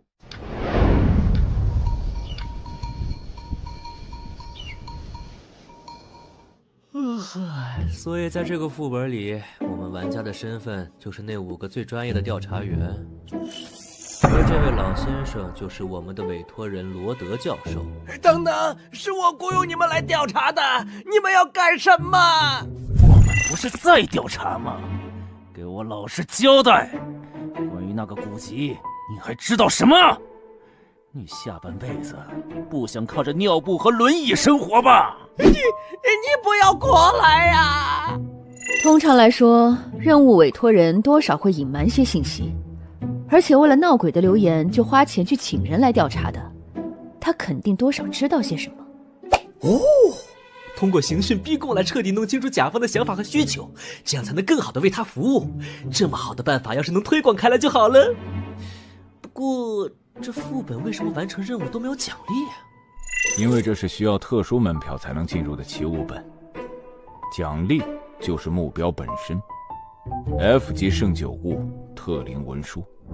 圣遗物，林耀也说过这个词儿，能用来解锁超凡体系，作为职业根基什么的。玩家10级以后就需要确定自己的职业，而圣遗物就是合成职业的材料。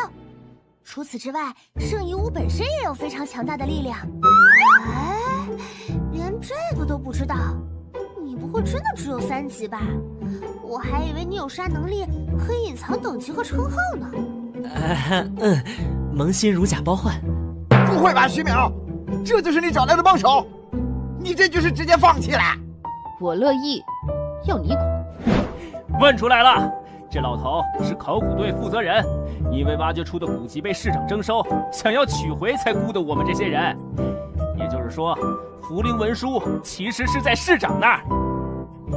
目标锁定，冲冲冲！很好，我带了开锁道具，路边调个车，我们就出发。徐淼，我们先走一步，这局承让啦！嘿嘿嘿嘿。哎，这局不是合作副本吗？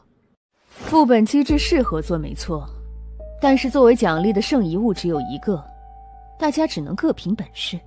所以这种副本大家都是尽可能的多收集入场券，就算不能组成完全的亲友团，也要多带自己人作为帮手进场。这个本总共有6张券，我弄到了3张，结果1张给了你，想让你有机会调整心态，熟悉战斗。另外1张找的帮手在最后关头把我割了。原来这种东西很宝贵吗？那当然，这可是100%出圣遗物的副本。所以你现在对于坑掉我一张票的事情，是不是很愧疚啊？原来你知道啊？开玩笑的，我消息发出去才看到的系统通知。不过既然答应了带你，我就不会反悔。你也别多想，那时候我票都给你留了，就算临时想换，也组不到合适的人。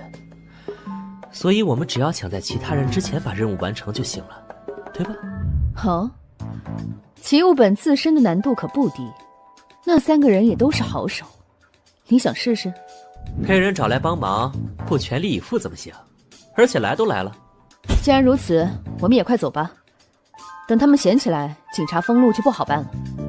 我们这个等级面对大量枪械还是够呛。闹起来，封路，等等，设定上官方是我们的友军吧？你刚刚进入没多久，心态还没有调整过来。时间长了你就知道，无尽神域归根到底是个游戏。副本世界对我们而言只是游戏的场地，在副本中不计后果，直接高效的完成任务，这就是玩家们的做法。任务：为王奶奶找到走失的母鸡。你看他们是怎么找 NPC 问情报的就懂了。现在他们要么在策划绑架市长，要么在准备突袭市政厅。哎，是警局吗？有几个暴徒准备袭击市长。哎，对，不用谢我是热心市民。好了，我们现在去警察局录口供吧。你在干嘛？这和我们的主线没关系吧？把副本内的势力调动起来，限制对方的行动，同时为自身提供便利，最大程度借助副本自身的力量，这是我的做法。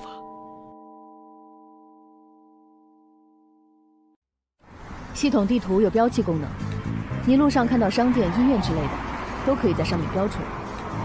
这种场景固定、中长时间的副本，一般来说花点功夫摸清环境总是有用的。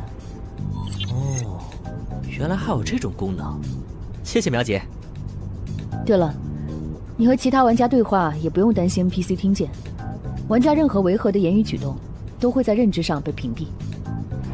看建筑风格和行人打扮，副本背景类似20世纪初的美洲，这种矿业小镇的行政力量一般不会太强。如果对方的战力和苗姐你差距不大的话，想要靠副本 NPC 彻底围杀他们好像不太现实。离间、偷袭、下毒，不知道附近的驻军有没有办法调动。对了，这个副本有恶灵的说法，如果投靠到怪物那边的话……不用做到这一步。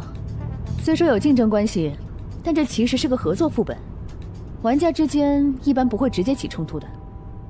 居然这么和谐，难道所谓的合作者不就是用来背锅挡刀的吗？思路很棒，我很期待你被人挂在公屏上骂的那一天。总之，能获得情报上的帮助也是好的，而且西部小镇民风彪悍，说不定能给我们惊喜呢。哎，给我去死吧，你这个邪魔！我操，这民风也彪悍过头了吧？现在你打算怎么办？根据世界观不同，有的副本 NPC 完全无法交流的情况也是有的。先试试看能不能让他冷静点，毕竟来都来了。说的也是。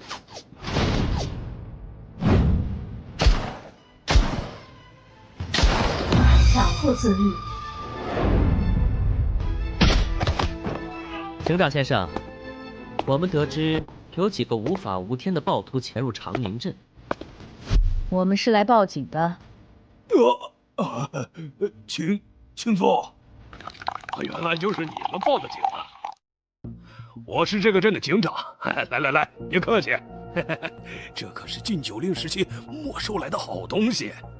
警长先生，我们是受罗德教授雇佣的探员，前来调查本镇出土的古籍与相关的恶灵的传说。对，是我雇的人。我们得知有暴徒想要抢夺古籍，出于安全考虑，可以请你向市长建言，将古籍交由我们这些专业人士保管吗？什么恶灵暴徒？我知道，肯定都是那个老混蛋在搞鬼。那个老混混头子说什么金盆洗手、回家乡养老都是假的。现在嗅到钱的味道，就迫不及待地钻出来了。派人偷走了属于镇上的古籍，还想用这些下三滥的手段来转移我的注意。偷？书已经被偷走了？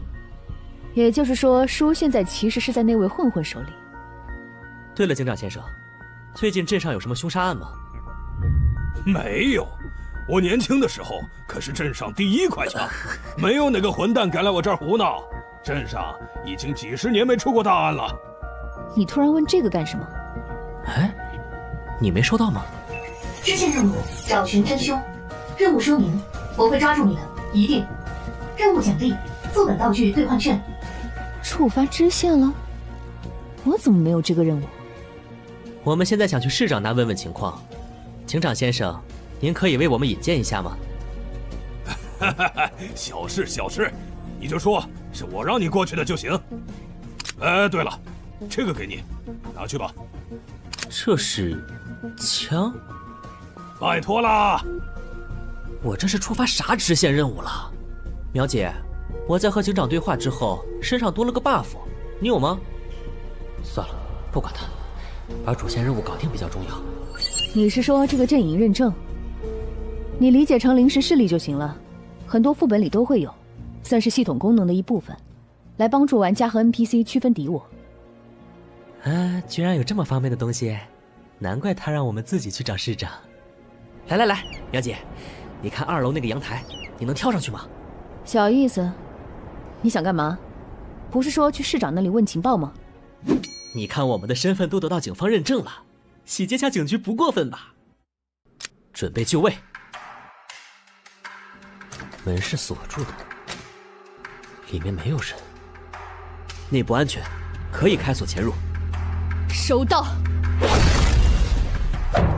等一下，这里是警察局啊！你们在干什么？找线索，顺便补充点装备。不是你请我们来的吗？自己委托的任务都不记得了吗？你很奇怪。我就是委托你们找本书而已，有必要做到这个地步吗？没事的，我们之前都和警长申请过了，他说过允许我们自己随意调查，只要不被发现，就不会掉阵营好感。警局里面的人都被派出去阻挡暴徒，所以才自己动手。安心啦，一切都合理合法。我们和那3个暴徒完全不一样。王娟，你来看下这个。这些是最近的报警记录。孤儿院、矿洞，还有警长之前提到的黑帮，加上最开始委托人说的市长。现在我们找到的线索就是这些方向，任务物品应该就在这几个地方之一。按照流程一环环的询问 NPC， 估计这些地点彼此间会形成个任务链什么的。不过我们这次的任务是纯粹的找东西，我也不是太关心剧情，所以无所谓了。反正我们有警方许可，把这几个地方顺着搜索一遍好了。罗德教授，麻烦你去把车……啊，司机，我是说，委托人逃走了。哎，没事，在路边偷车不太合适，我们顺便再借用一辆警车好了。尹鄂安他们估计现在正在市政厅那边和警方互动，我们过去的话，估计会撞上他们。我们先去别的地方，不然被他们误会，影响队友之间的信任就不好了。不想路过市政厅的话，那镇东孤儿院走起。对了，王娟，你上一局活到最后，应该赢了不少点数，用掉了吗？没，说实话不知道该怎么用。按理来说，游戏早期应该迅速把点数投入到自身强化上，但那个坑爹卡池我实在是不想碰了，感觉就算把全部点数投进去，都不会有啥收获。很好，你现在这个等级，除了个人空间的生活必需品外，不要在强化上投入任何点数。神域的系统功能是随着玩家等级逐步开放的，比如3级开放称号系统，5级开放定制卡池，7级开放属性界面和强化，甚至可以说，直到10级，通过渗透物开启职业系统，这个游戏才算是真正开始。早期尽量用副本奖励的卡包过渡一下，因为就算你在低级常驻卡池投入再多，大部分能力也很快就会被淘汰。如果真扛不住，也至少要等到5级，根据自己的规划开启定制卡池之后再投入点数。哦，我说怎么感觉怪怪的？这样逐渐展开系统，是为了让玩家先在副本中找到适合自己的位置。大概吧，毕竟刚进游戏的新人，连心态都还需要调整，对战斗更没概念。就算给一堆强化，也不知道要干嘛。说起来，你还记得我们在这条路上开了多久？不超过10分钟，而且我们出发的时间是正午。行吧，毕竟是奇物本，我也觉得不可能让我们安安稳稳解密就能顺利通关。我组你进这个副本，本来就是希望你有机会能多适应一下战斗。你这个家伙，脑子是绝对够用的，但这还不够。大部分新人被淘汰，都是因为关键时候不敢拼命。刚好现在有机会。你不是拿了不少枪吗？等下我来掩护你，你试着自己。了解，把安全带系好。等一下，你要干嘛？让我们提醒下这位怪物小姐。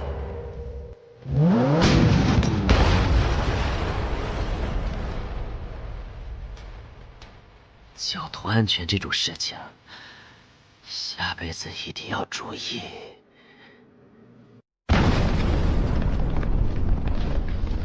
生命值损失27%，躲避与头部受损，还挂了个流血的 debuff。我自己下车去把那个怪砍了，都不至于伤成这样。没办法，我抽到的能力都是辅助类的，想越级打怪，只能稍微冒点风险啦。我大概猜到你上一届是怎么赢的了，感觉更像是丧尸一类的怪物。不过能把车撞成这样，身体强度比一般的丧尸强太多了。表姐，他这种等级的怪物，你全力出手能对付多少个？5、6个肯定没问题。考虑到丧尸类怪物一般都没有脑子，估计再多1倍也能打。那多100倍以上的。快跑！他们追过来了！外乡人，杀死他们！去死吧，邪魔！这个数量是怎么回事？如果是普通丧尸也就算了，这些家伙能跑能跳，力气大的吓人，甚至还能说话。放在低级本都能当小 boss 的家伙，一口气放出这么多来，这副本难度绝对超标了。不行，我的实弹也没有用。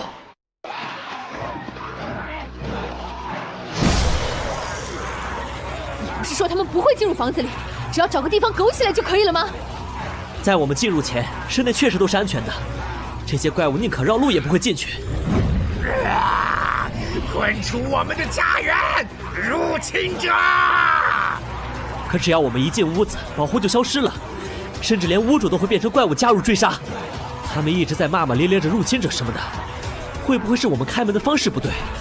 如果是里面的人主动邀请我们进入，是不是就安全了？啊！这城市里已经全是怪物了，你指望这些怪物给你开门？其实吧，好像也不只有怪物。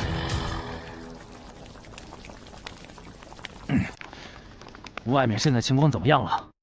那些怪物没散开，但也没有要进来的意思，就是在这个房子周围漫无目的的晃荡。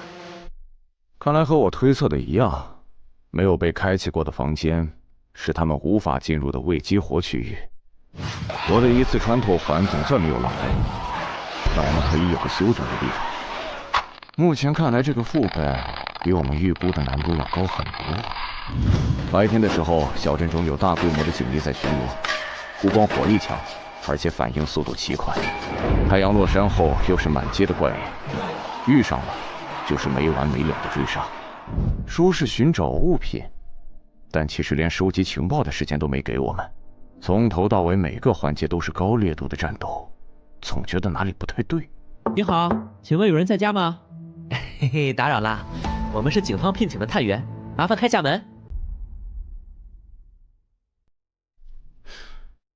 不好办呢。确实不好办啊。这么大个城市居然能刚好碰到，要是被发现是我们躲在安全的室内的话，他们肯定会破坏掉这个安全区，或者以此作为要挟。肉就不够分了。虽然不知道他们是用什么能力制造的安全区，但我们其他的3位队友确实就躲在里面。直接表明身份的话，他们大概率会毁掉这个据点进行转移。所以我需要你挡住那些怪物，给我争取一点操作的时间。这个房子门窗完全封闭，里面看不到门外的情况，门镜带来的视野优势就是我的筹码。快开门！景区有重要任务需要每一位居民配合。我要伪装成来发布任务的 NPC， 把大门骗开。哼，原来如此。他们在寻找可以提供庇护的居民，如果不是提前布置了无人机，就真被他们得手了。哼，可惜啦。既然你们无法探知里面的情况，就别怪我靠情报差进行碾压了。我只要假装成 NPC， 下边点对话就能把他们轰走。哈！谁会在杀戮之夜给你们开门呐？卑鄙的外乡人，立刻走开！立刻！此局有事在我。保卫家园，杀死外来者！争取时间，还真是说得轻巧。不过，这种被人信任与托付的感觉，居然还不错。我从来不是一个擅长思考的人。你自己不会看着办吗？一点主观能动性都没有，居然当着记者面打电话汇报，你是想让我担责任吗？对那些能将问题轻松解决的聪明人，我向往又畏惧。这次事故都是因为那个临时工自作主张，我们内部一定会对他进行处分，严肃处理，请大家放心。进入神域后也是一样，除了靠着蛮力不断的挥刃以外，我什么也不会。虽然我很快适应了战斗，剑刃也变得越来越强，但那一份迷茫与无措却始终无法斩断。但这一次不一样了，我找到了能替我指引方向的人。只要拼尽全力去战斗就好。交涉与谋略，布局与博弈，那些我不明白的一切，都可以交给他去处理。我在这里的浴血坚守，是为了掩护他在我无法企及的绚烂战场上与人厮杀。嘿嘿嘿，快开门，让我们来一局昆特牌吧！外币巴布，你再顶一下，我这边马上就能把门弄开。算了，还是我自己来吧。等一下，就算要暴力破门，也要等我先躲开啊！也跟我一起去死吧！原来在外面求助的是队友啊！都怪这个副本没有队伍聊天，才引起了这么多误会。嘿嘿，没错没错，都是误会，谁会不想好好团结合作呢？你们两个少废话，赶紧来帮忙啊！我们这边要顶不住了。不好意思，我是没战力的新人。我的称号效果你们是知道的，不到万不得已，我不想参与战斗。再说，这种规模的怪物，我全力出手也没多大意义。这已经超过我们这些无职者的战力上限了。全队战力都无法对抗，那已经可以排除坚守拖延时间的选项了。而你们是用特殊道具取巧才获得的安全区，显然也不是通用解，所以副本解法只可能是完成某种触发条件了。没错，应该是需要我们完成特定事件，或者到达特定地点才能结束这些怪物的攻击。原来如此，徐淼是找了个新人当谋士来补全自己的短板吗？别听他那些花里胡哨的，我都快被他坑死了。咱们一起加把劲把这些怪物杀光，问题就解决了。好像也不是。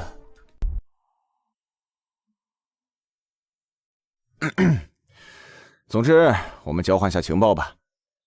现在看来，这个副本的任务虽然是寻找物品，但核心难点应该就在情报收集上。最初的线索指向是市政厅，但因为场景过于巨大，我们开了快整整1上午车才到市政厅。怎么这么半天还没到？你是不是开错了？这个路口我们刚刚好像来过啊。当然不排除司机是路痴的原因。如果不是路上捡到了雇主，我们估计还不一定能找到地方。原来他从我们这逃跑后，就撞上另外一队人了。这待遇，还不如跟着我们与警方合作呢。或许是因为市政厅就在警局附近，我们遇到了大量的 NPC 武装围攻，根本没时间仔细进行调查。强行突入后也没能见到市长，唯一可以确定的就是任务物品不在市政厅内。他们居然还冲进去了。之后就是被追杀的满城乱跑了，熬到天黑追杀我们的就变成了怪物。看上去好像是有一个白天的时间可以调查，但其实根本啥也干不了，游戏体验极差。等等，他们这个行程，你们这边呢？我看你们身上有警方的阵营 buff， 是找到了什么有用的线索了吗？自己看，我整理了警方那边可能和恶灵还有古籍相关的全部情报，都在这里了。啊！跳过线索链一次性找齐，厉害呀！矿井、黑帮还有孤儿院，原来如此。你们现在到这个位置来，是为了去最初发现恶灵的孤儿院，对吧？我们本来是开车过来的，但到这里之后，满路上游荡的怪物太多，车辆无法行驶了。毕竟一开始就尝试过了，那个速度都没办法碾压过去。后来我们也试着徒步走出去，但距离比我想的要远很多。所以，除非你们中谁有强化机动的能力。强化机动能力，我倒是有哎，可是孤儿院不就在街道对面吗？等等，我们刚才一直跑动战斗的街区，原来只有这么小吗？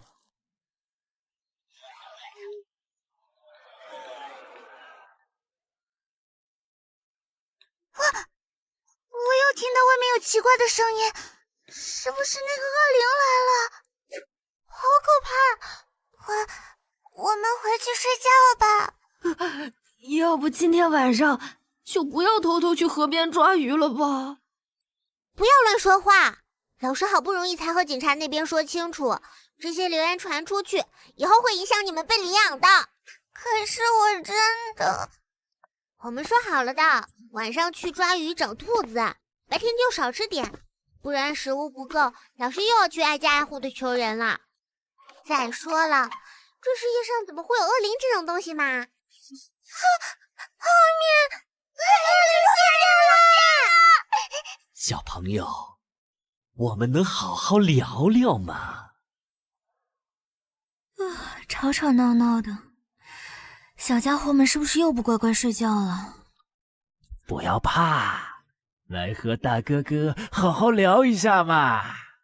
你去那边找找。那些家伙果然没有跟进来。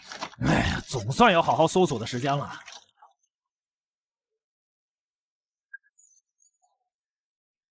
有人来了，你好，我们是……坏蛋，请从孩子们身边离开！等一下，我们不是什么坏人。小心！哎，这个家伙……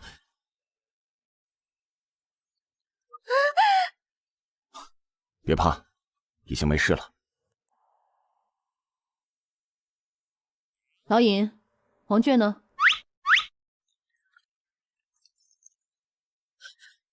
王倦，你还活着吗？还行。我说你这运气也太差了，刚刚我们冲过来的路上，怪物就盯着你打，现在连家具都开始攻击你了。意外，都是意外。我是趁着身边人多，给幸运币出下能。运气类的装备真是太难用了。去吧，注意安全。没想到原来老尹你是这么喜欢小孩子的类型啊！啊？你在说什么？这个任务你们都没有吗？个人任务？这么说起来的话，我之前在警局也收到过一个类似的。啊？我在镇长办公室收到过，原来你们没有吗？为了甩掉警车，把车撞进路边公寓的时候，我也收到过。当时情况太紧急，就忘记了。让我看看，难道只有我没有收到过任务吗？为什么？嘿嘿，这是对我们认真挖掘剧情的奖励。原来如此，警官、老师、镇长、混混，这个副本中关键 NPC 的数量刚好和玩家人数一致。那剩下的最后一个属于徐淼的任务，应该就是矿工了。不过这些模糊的任务说明，这东西更像是身份。喂，你是这里的老师对吧？如果不想孩子们受到伤害的话，我会听话的，请放过孩子们。就把话听完呐！我就是想问个情报。原来你们是想了解镇上恶灵的传闻呢。对不起，是我误会了。其实就是最近的事，有个孩子晚上去河边玩的时候，说看到了对面矿区有恶灵在飘荡。思思，我真的看到了，一定是因为矿井里挖出的那本古书。镇上好多人都说是我们惊动了恶灵。不要乱说话。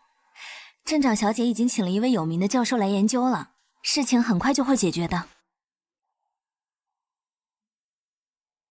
喂，你听到了吗？镇长请来的。这里就只有一个指向矿洞的线索吗？和我们的线索重复了。哎呀，麻烦了。看地图，矿井是在小镇的另一端强行冲过去，路上估计要减员了。对了，老师，随便再问一个问题。请说。你仔细回想下镇长请来的那位教授，是这个人吗？回想，你好像去死吧，未来者！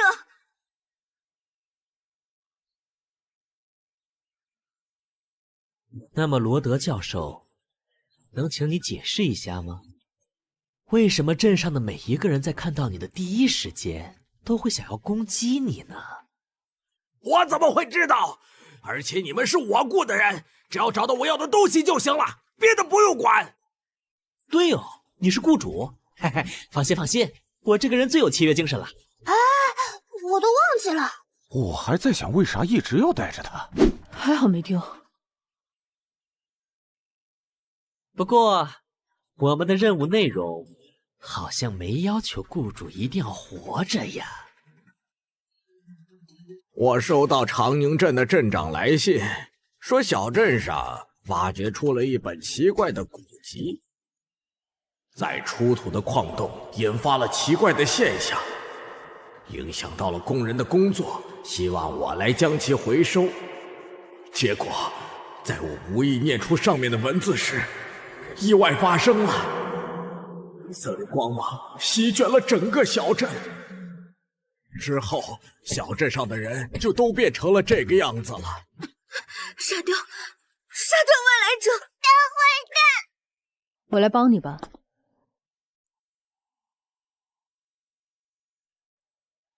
他们想要攻击我，可能因为是我引发了这一场灾难吧。但是请相信我，我只想找回那本书，来挽回这一切。任务完成，支线任务寻找真凶，获得奖励特殊道具兑换券。是你引发了这一切，至少这条是真话。所以现在可以放开我了吧？为什么这些消息其他人都不知道？为什么找你回收这种有异常的古籍？我们刚刚来小镇时，那一切正常的状态是怎么回事？还有，既然是你最后念的咒语，为什么你不知道书在哪？事情发生在1个月前，这么长的时间里，你在干什么？教授，谎言用言语创造奇迹的魔术，必须环环相扣才能精彩绝伦。来吧，我在期待你的表演。发生了啥？他们在说什么呀？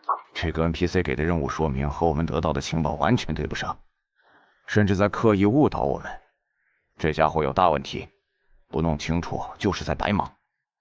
撕裂风波，静默言语，那是星空愚人的倒影。大家小心！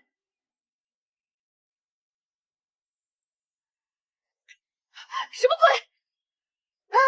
突然就开怪了！仪式都已经快完成了，你们只要按照我的要求安安稳稳的逛上3天就好了。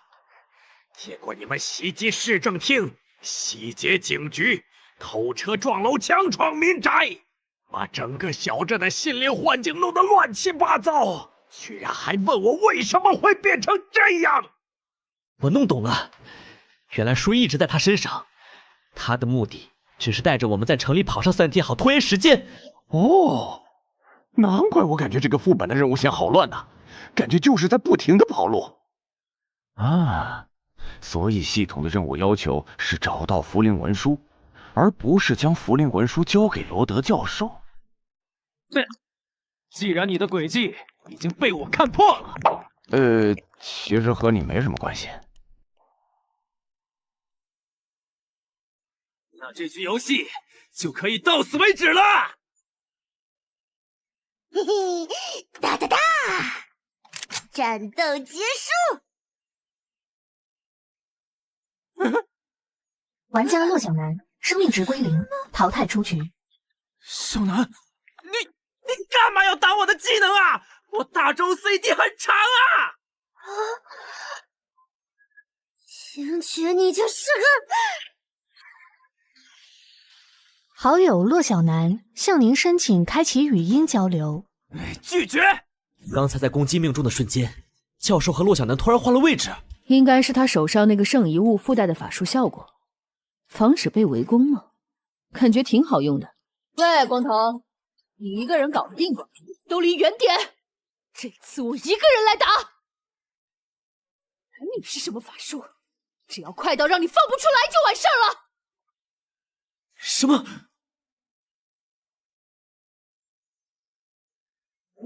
操！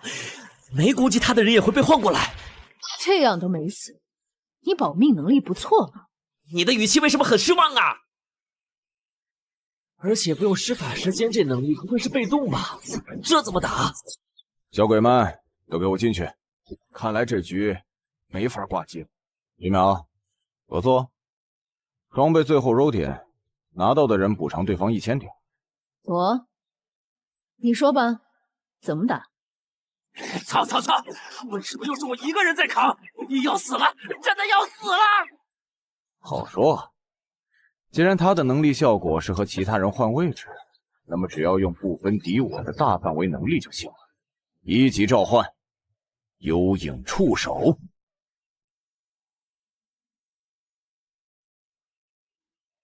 现在你无路可逃了，无论你和谁换位置，我都会第一时间加强那里的触手绞杀。当然，直接对我这个施法者发起攻击是个好办法。你是要先过我这关才行。绞杀是一种非常特殊的持续攻击，不用担心你突然换位导致杀死队友，所以将军了。不对，快停下 ！BOSS 都打完了，你在说啥？搞定，该分装备啦。玩家徐淼生命值归0，淘汰出局。情报公开。怎么可能？徐淼死了，被我一下秒杀了，爽！看来我输出其实还是很高的，这个等下一定要发公告炫耀下。小心！时间到了，现在怎么打？我扛不了几下了。不好办啊！以徐淼的体质，就算吃满我的全力绞杀都不会死，更不用说在最后关头换位过去，那一下连他的血皮都打不掉。所以 BOSS 的能力根本不是位移，不弄清楚的话根本没法打。所以，先想办法拉开距离再说。哼，这个我熟，崩彻麦溜，走得掉吗？我操！居然还有场地封锁！又被耗死在这里了。这局没了，这个副本难度究竟是什么鬼？霍许洞，罗德教授。王俊，原来你还活着啊！你是指望手上的那把枪吗？放弃吧，我已经试过了，副本道具也对他没有额外效果。不一样，这次我已经抓住他了。该死！真的停下了？为什么？你们两个还记得我们分开的时间和之后的行程吗？我们在路边弄了一辆车去市政厅，因为距离太远，开了整整一上午，中午才赶到。可我和徐淼在你们之后出发，只用了不到1小时，就到达了市政厅旁边的警局。什么？在我们和警方进行友好合作的时候，一不留神让我们的雇主罗德教授溜走了。随后你们在路边偶遇罗德教授，然后才成功到达了市政厅。然后我们在中午离开警局前往孤儿院，可还没有到达就发现时间已经到黄昏了。直到和你们会合才发现近在咫尺的孤儿院。与此同时，你们经过了整整1下午的战斗、搜索，并且对小镇多处进行了深入调查。时间错位了，并不是副本调查时间过短，而是只有和他在一起的时候，我们才真正能有效的活动。没错，因为从最开始在长宁镇中活动的，就只有罗德教授一个人而已。而我们这些玩家，不过是他内心中的多重人格。所以其实刚才的战斗都是发生在他的内心啊！这种内心中的战斗，他作为主人格，可以让我们来代替他承担受到的全部伤害。所以真正能制约他的，反而是王娟这种直接想要杀死自己肉身的决心。等等，那岂不是说我们要么被他干掉，要么同归于尽？这怎么打呀？没错，我们从一开始就没有希望。不要到处惹是生非，在这个虚幻的小镇中待上3天，无声无息的消亡不就好了？很可惜，这个小镇并不是虚幻的。整个长宁镇，那些被你害死的无辜亡魂们，来复仇了。没必要待在这种没前途的小镇。如果你真想从政，我有办法把你调入州议会。我是这里的镇长，我对镇民们承诺过会把长宁镇治理好。我哪里都不去。大家加把劲儿，全镇的人都指望着我们呢。最近又发现了新矿脉，日子马上就要好起来了。没错，我就是个老混蛋。可如果你敢在长宁镇闹事，我就算拼上这条烂命，也会让你后悔出生在这个世界上。死人了！天哪，是凶杀案呢！镇上怎么会有人做这种事情？我会抓住凶手的，我发誓。最近镇上有点乱，不过那都是大人们的事情，你们只要快乐的长大就好了。放心吧，老师会保护你们的。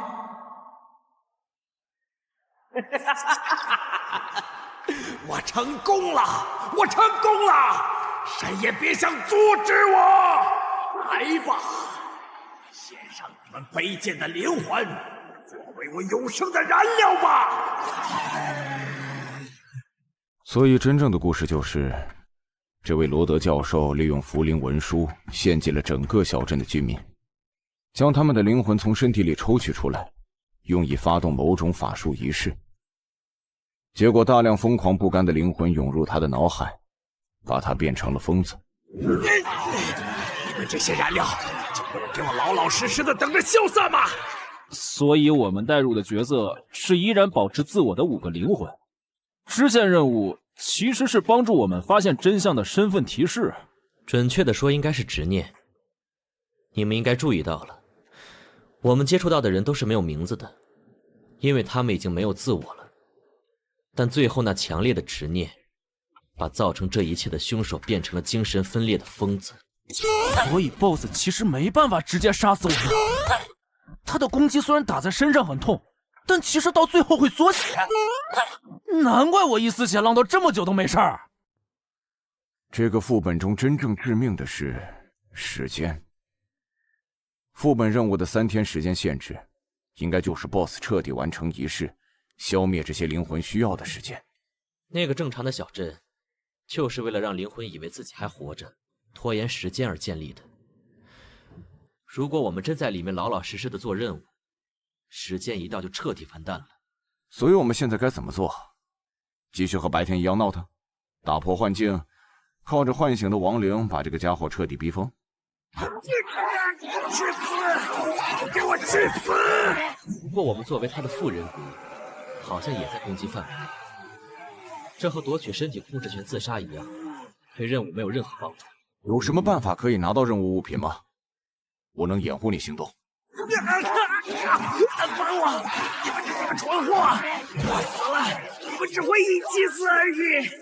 你们有自己的意志，没必要给这些亡灵陪葬。我可以允许你们与我共存。我掌控了符灵文书，为你们寻找新的身体也是轻而易举的。一种办法就是他说的，完全和他共享身体，自然也就算得到任务物品了。保护孩童，任务失败。另外一种，我这里有个道具，或许可以卡 bug 把他的灵魂从躯体里剥离，但不保证成功。就这个，3张奇物本门票而已，我赌得起。如果失败了，徐淼那边我出补偿。没问题，献祭灵魂这种事，刚好我也会一点。那就希望地狱的恶魔们会喜欢他邪恶的灵魂，毕竟他现在和我共享身体，也是自己的灵魂接入了。真是个让人不舒服的副本。来吧，说好的肉装备，徐淼不在，就由你替他了。哦，没问题。这是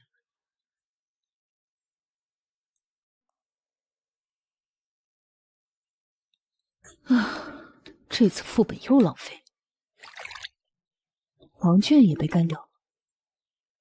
坚持了这么长时间，挺能干的。苗姐，那个圣遗物符灵文书我拿到了，该怎么给你啊？怎么样啊？死过一次之后，心态是不是改变很多？所以只要接受了游戏的设定，在神域里面生活也……啊！你说什么？拿到了？怎么办到的？厉害啊！快，帮我看一下这个圣遗物的词条是什么？啥？就是卡片说明的最下方有几个单独的符号。看到了，是心灵和知识。啊，我就猜有心灵，另外一个还指望是生命或者契约什么的，结果是知识啊。这有什么用？开启职业啊，2个1级圣遗物能合成出一份职业灵药。至于合成能否成功，以及合成的职业是什么，就要看使用圣遗物的词条了。比如我想要的职业佣兵，就是用契约和战争词条合成的，而野蛮人的原料之一，听说是生命。总之这玩意儿不适合我，你先拿着用吧，我看能不能找人卖掉，到时候分你点数。啊，谢谢苗姐，真是帮大忙了。嗨，你自己凭本事弄到的，和我客气啥？你最后要用它合成职业的话，300点拿走就行。职业吗？我会认真考虑的。早点决定职业方向，能少走很多弯路。你心里有数就行。哎，苗姐，你怎么了？没事，我在洗澡。如果你没有视频需求，那我就先挂了。啊，那我就不打扰了。怎么又是这种莫名其妙的小伤口啊？又要消失了。算了，不管它，下个本好好努力，一定要刷出想要的圣遗物。奇物剧本《伪证奇谭》，主线任务完成，支线任务完成，获得 F 级任务物品兑换券《捍卫者》，副本探索度64%，获得32点奖励点数，玩家等级提升至4级。枪带出来了，原来就算没有主线任务，这个副本还是有其他奖励的呀。根据玩家之前的副本表现，玩家获得以下称号作为选择：守法市民，你乐衷于与副本中的官方势力合作，是一位积极守法的好市民。副本中的官方势力将会一定程度无视你的存在，将你的绝大多数行为视为合法。备注：遵纪守法是每一个居民的义务与责任。横冲直撞，你的座驾就是你的武器。你使用载具进行冲撞时，伤害加深20%，载具受到的损伤减少20%。备注：你别管车坏没坏，你就说人死没死吧。要害洞悉，你会在战局外进行冷静的观察，寻找击败敌人的办法。在30秒不受打扰的观察后，你会发现目标的一处破绽，对破绽进行攻击，获得100%的额外伤害。备注：什么全场 OB？ 我这是在找机会。称号一旦选择，在下次获得前无法更换，请玩家谨慎选择。称号效果确实不错，难怪可以基本决定玩家的整体战斗风格。问题是我现在就1.0岁异能，根本没有可以配合的能力，有点麻烦呀。综合评定玩家等级与副本难度，该副本难度为极难，玩家获得100%额外奖励点数，获得100%额外经验。玩家获得32点奖励点数，等级提升至5级。玩家连续通过极难副本，获得特殊奖励自定副本入场券。提醒：由于连续成功极难副本，系统将重新评估玩家实力，进行副本分配。原来这种额外副本也有难度判定。等等，我5级了，也就是说，专属卡池开启。本卡池将根据玩家称号、职业以及玩家设定的关键词进行定制。10点一发入魂，100点10连出货。这个游戏终于有可以好好氪金的地方了。等级5，奖励点数199点，圣遗物 E 佛灵文书，装备 E 幸运硬币 F 反弹之刃（括号破损 ）F 捍卫者 E 恶魔法典2/3。冷静，我现在一共有199点奖励点，以防万一需要留50点作为储备，剩下的149点全部可以投入强化之中。这次称号选择将直接决定我早期的发展方向。综合来看，要害洞悉100%的破绽打击的输出效果是最强力的。如果选择的话，卡池里估计会多出很多刺客或者射手类的能力。同样横冲直撞的风格也很明显，卡池基本会向着载具和驾驶方向偏斜，不论是早期战力还是发展潜力都很不错。问题是我不只有神域内的战斗需要处理，而且提前考虑自己的职业吗？心灵，还有知识。无尽神域，将玩家囚禁其中的死亡游戏，但其实自身拥有多重保险机制，威胁生命的压力并没有想象中那么巨大。目前看到的大部分玩家都很好地适应了这里的生活，在接受无法离开的事实后，如果不追求等级与圣遗物，只选择简单难度的副本，对于不少人来说，神域中的生存压力甚至小于现实都说不定。我现在度过3次副本，有了一定的点数储备，算是在这个游戏里彻底站稳了脚。现在最大的威胁是现实中的这个神秘组织，虽然目前没有表现出明确的恶意，他们不知道我能行动，逃跑的话也不太难，但在现实中定位玩家的能力威胁太大，必须趁着这个进入其内部的机会，把他们的底细摸清楚，才能做出下一步的决定。想要自由调查，首先要解决的就是各种电子监控设备。根据声音判断，外面不时还会有工作人员经过。由于跟神域密切相关，不能排除对方拥有超凡力量的可能，以及紧急情况下的逃生也必须考虑进去。离线模式中，除了圣遗物之外，其他的道具和装备无法通过下载带回现实，所以最主要的倚仗还是异能。称号选择守法公民，玩家定制卡池切线，潜入、伪装、欺骗。设定完成。卡池相关圣遗物：符灵文书，词条为心灵、知识。定位完成。鬼影出行，王卷定制卡池，卡池等级无职者，1级卡出货率高达5%，D 级卡出货率高达0.1%。那么体现这件1级装备最强价值的时候到了。要来了要来了！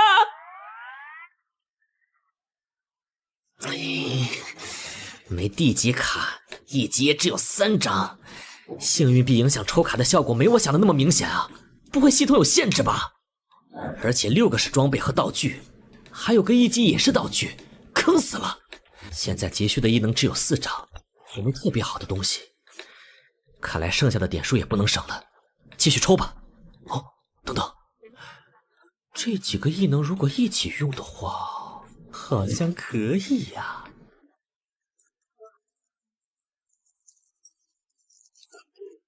身份验证中，请站在原地。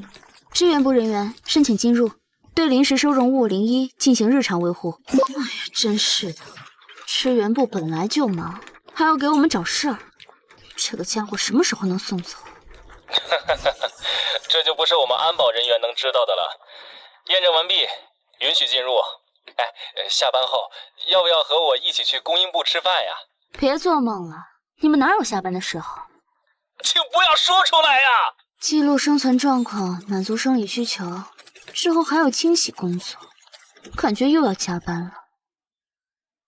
啊，灯坏了！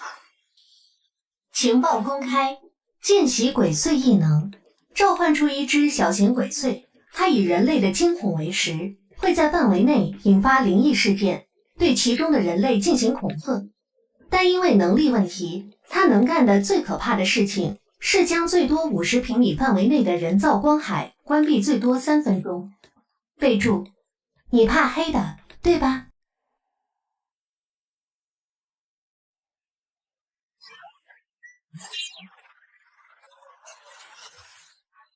姐姐不要乱动哦，乖乖，我才不会受伤。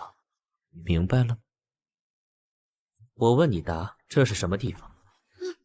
支气联合会临江分部。准备给我注射的是什么？肾上腺素，还有一批莫达菲尼以及复合体能补充剂啊，主要是葡萄糖和脂肪乳。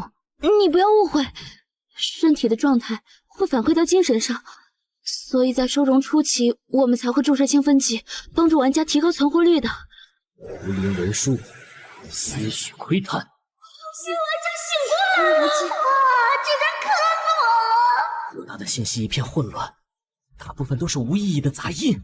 你们为什么要把玩家都抓过来？我就是负责照顾你的小职员，怎么会知道这种事情？这位姐姐，是我误会你了，对不起啦。没关系的，我也没受伤。我是为接下来的事情道歉。虽然还想多问一会儿，可惜没时间了。摄像头那边不能再拖下去了，光影魔术变出来的虚影瞒不了多久的。你的身体，让我用一下吧。室内摄像头破解完成。安保部，临时收容室这边的摄像头被我不小心弄坏了。真是的，你等下，我让维修人员过来。不过仔细想想，也不是什么大事儿。你先忙自己的，我有空再报位下。合理拖延异能，大幅度降低某个事情在相关人员心目中的紧急程度。授权期限内开锁完成，门锁开启完成。生理监控用他的身体来代替，虽然数据上有差异，但只要不是长时间关机，至少不会引起警报。最后在稍微模糊下昏迷前那一点点记忆，让他醒来觉得是梦境。这边走廊的灯怎么关了？不会坏了吧？潜入开始，逃脱完成。合理拖延异能，大幅度降低某个事件在相关人员心目中的紧急程度。异能施法对象为一个具体的事情，但效果受处理该事的目标数量、他们各自的精神强度、事情是否在观察范围内等多重影响。该效果最多持续到当日结束。备注：明日何其多，不妨再拖拖。果然，玩家现实中所处的环境会一定程度影响到他随机进入的副本事件类型，要赶紧把论文发给上级实验室。这种关联或许在圣遗物副本里更明显，所以外界有办法直接看到玩家在神域中的情况。哎，如果这么方便就好了。事实上，我们只能通过脑电波和激素之类的数据侧面观察，哪怕在极端情况下，也只能获得这样零星的模糊画面和音频。哦，确实很难看清楚。刚刚有谁在这儿吗？灯是什么时候被关的？午餐时间怎么有人进档案室啊？连午休都要查资料，外国研究员还真是辛苦啊！光影魔术入族异能，通过控制光影效果，构建可投射到现实的全息影像。玩家、圣遗物、副本、职业者，这个联合会对神域的研究很全面呀。全息影像的观察角度局限性很大，稍微认真看下就会发现不对。但用来欺骗固定位置的摄像头刚好。至于其他工作人员，就让见习鬼祟关闭光源，然后暗影部离开，避免和他们接触。暗影部括号外联 F 级异能，短时间内将身形隐藏在阴影中进行移动，并非真正的进入幽影界，只是一种类似视觉效果的伪装而已。遇到紧急情况，还能用符灵文书将目击者击晕，抹去看见我的记忆，甚至利用他们的身体掩护我行动。虽然我在神域里只是个新人，只能算刚摸到超凡力量的边缘，但现实中我已经能对神秘组织的安保系统视若无物。这种感觉还真是……啊，头好痛啊！异能使用太多，精神力枯竭了。现实中也没个界面提示，精神开始恍惚了。空蓝也太危险了，得赶紧找个地方休息一下。刚才看到的排班表，这里的存放时间是每晚9点，清理更是每周一次，平时绝对不会有人来，算是个安全区。趁现在整理一下目前收集到的资料。知悉联合会需要通过玩家来获取神域中的情报，那么可以排除他们能进出神域，甚至直接是神域的创造者的可能。不管他们出于什么目的，虽然手法有点粗暴，但从结果上来说，都是在保护玩家们现实中的安全。如果留在这里还能分享联合会探查到的情报成果，真香。这样看来，我倒也没有必须暴露自己的特殊性，也要立刻逃离的需求。苗姐，你之前说想救只野蛮人，他的配方是生命加上自然，然后荣誉加上战争合成的骑士，听名字也挺适合你的。我只要利用联合会的情报，加快在神域中变强的速度，再通过更强的实力强化在联合会中的自由程度。当然，这一切的前提都是不能被发现，不然被圈养都是最好的结局了。现在已经快3点了。这里怎么会有人？果然在这里偷偷睡觉不会被主管发现。睡觉？这个时间，在这里？难道这就是传说中的摸鱼？无法理解，不能接受！世界上怎么会有这种人？去给我好好工作呀！我的眼镜呢？该死，精神力还没恢复，也只能拼了。等等，你是？是王娟啊！我看你被打晕了，于是就跟上了救护车，准备看情况是否需要联系学校或者你家里人。谁知道就这样被强行带到这里，不允许离开，还被安排进了后勤部负责清洁工作。抱歉，是我连累你了。没事的，你不要往心里去。我会想办法，尽快帮你逃出去的。我是说真的没事，毕竟联合会的福利还蛮不错的，食宿全免，5险1金，不用加班，待遇也比一般公司高好几倍。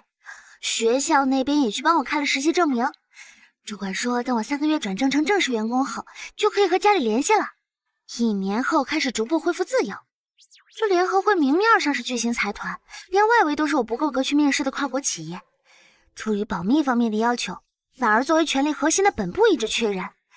主管说我升职空间很大。王俊，你没事吧？羡慕，我好羡慕啊！琳琳，你觉得从游戏中醒来的玩家能给他们投简历吗？不过我确实听人说你的意识进入到了一个游戏空间里了，居然可以醒来吗？真是太好了！那你知道其他被带进来的玩家怎么样了吗？不清楚，我现在只能在最外围活动，内部人士完全进不去。是这样啊，看来他这里问不出什么。精神力恢复了一点，不能继续聊下去了，不然最后要淡化的记忆太多，恐怕会处理不干净。王俊，你是在不安吧？突然进入一个莫名其妙的游戏空间，醒来又发现自己被囚禁在陌生的实验室里。虽然我现在还有很多事情不清楚，但你先不要让任何人发现你能清醒过来，等我的消息。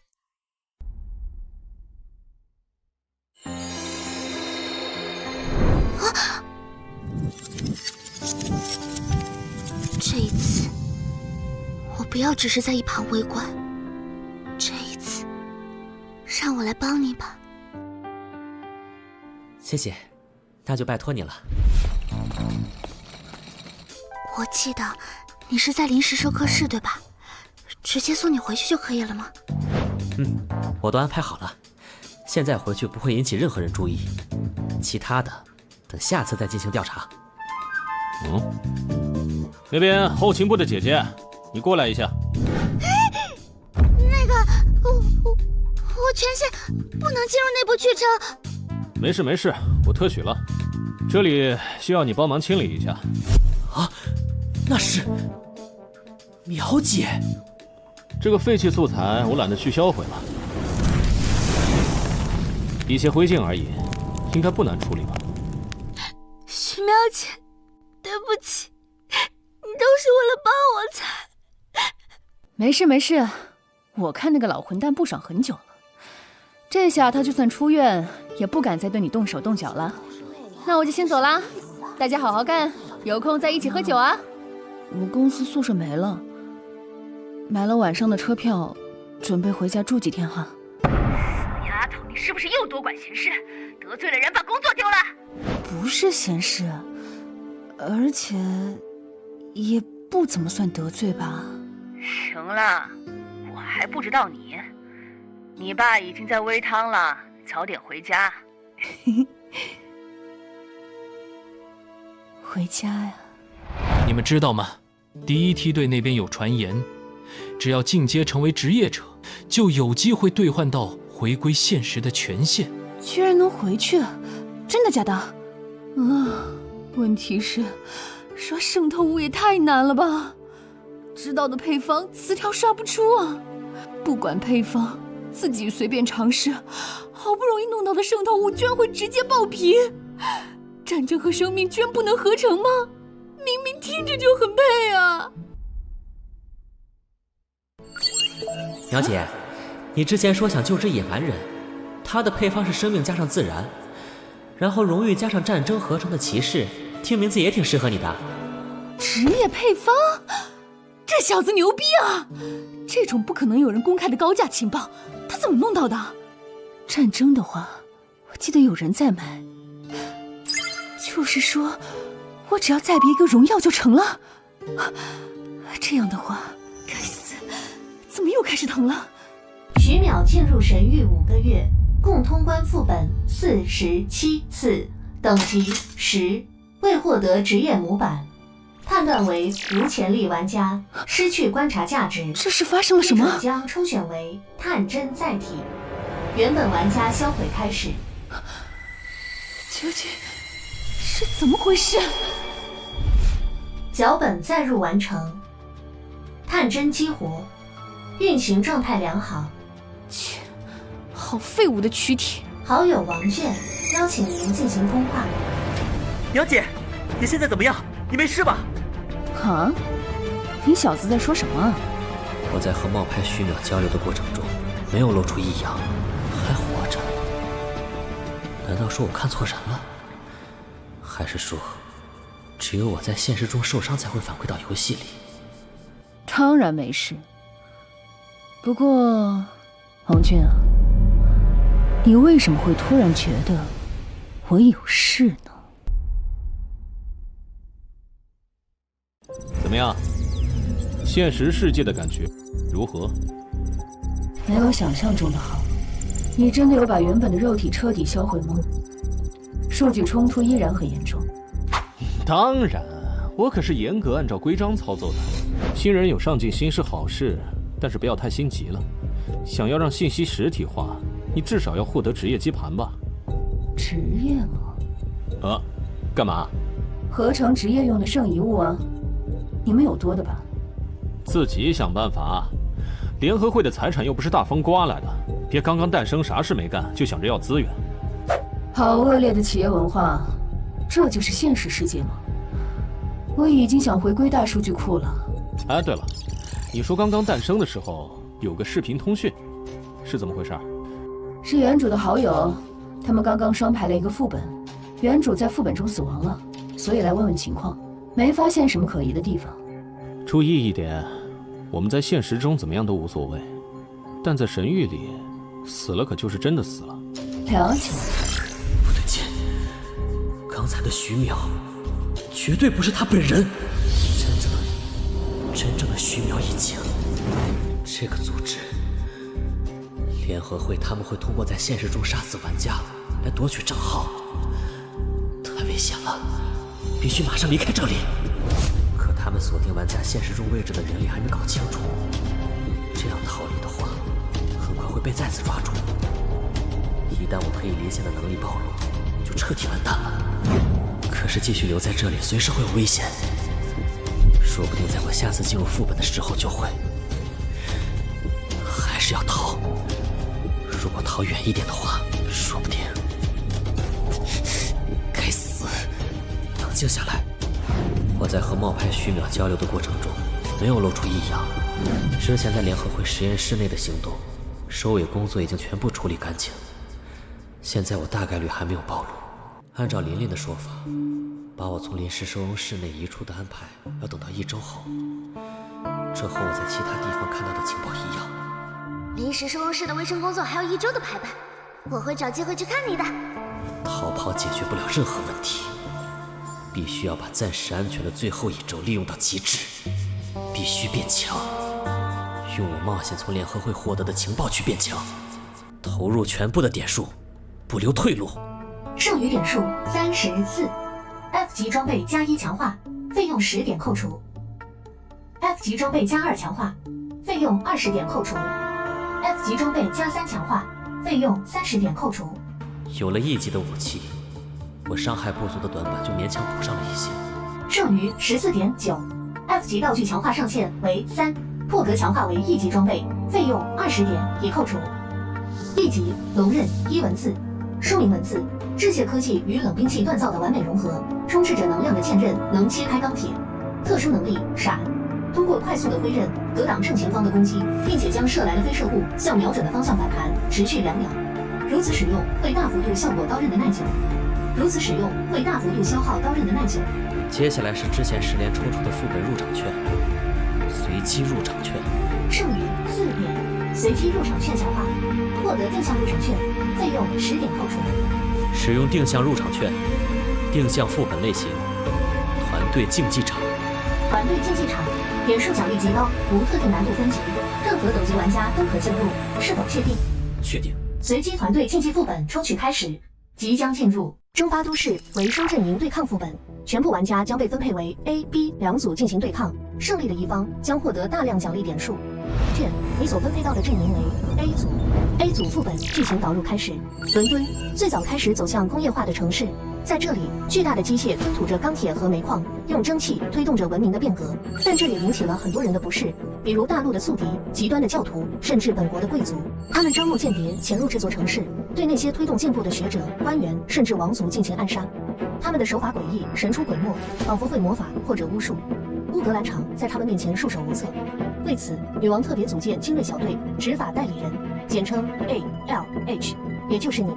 你们背负着女皇的信任，享有巨大的特权，需要尽一切可能去保护重要目标的安全，同时去将那些蛆虫一样的间谍找出来，格杀勿论，一个不留。法外特权 ，A 组全体共享12点权力点，这代表你们的权威，可以消耗其用来勒令整个伦敦，来满足你们哪怕最无理的要求。A 组任务目标：1. 保护 VIP（ 括号重要角色）。VIP 一共9人，具体信息可在任务详情中查询。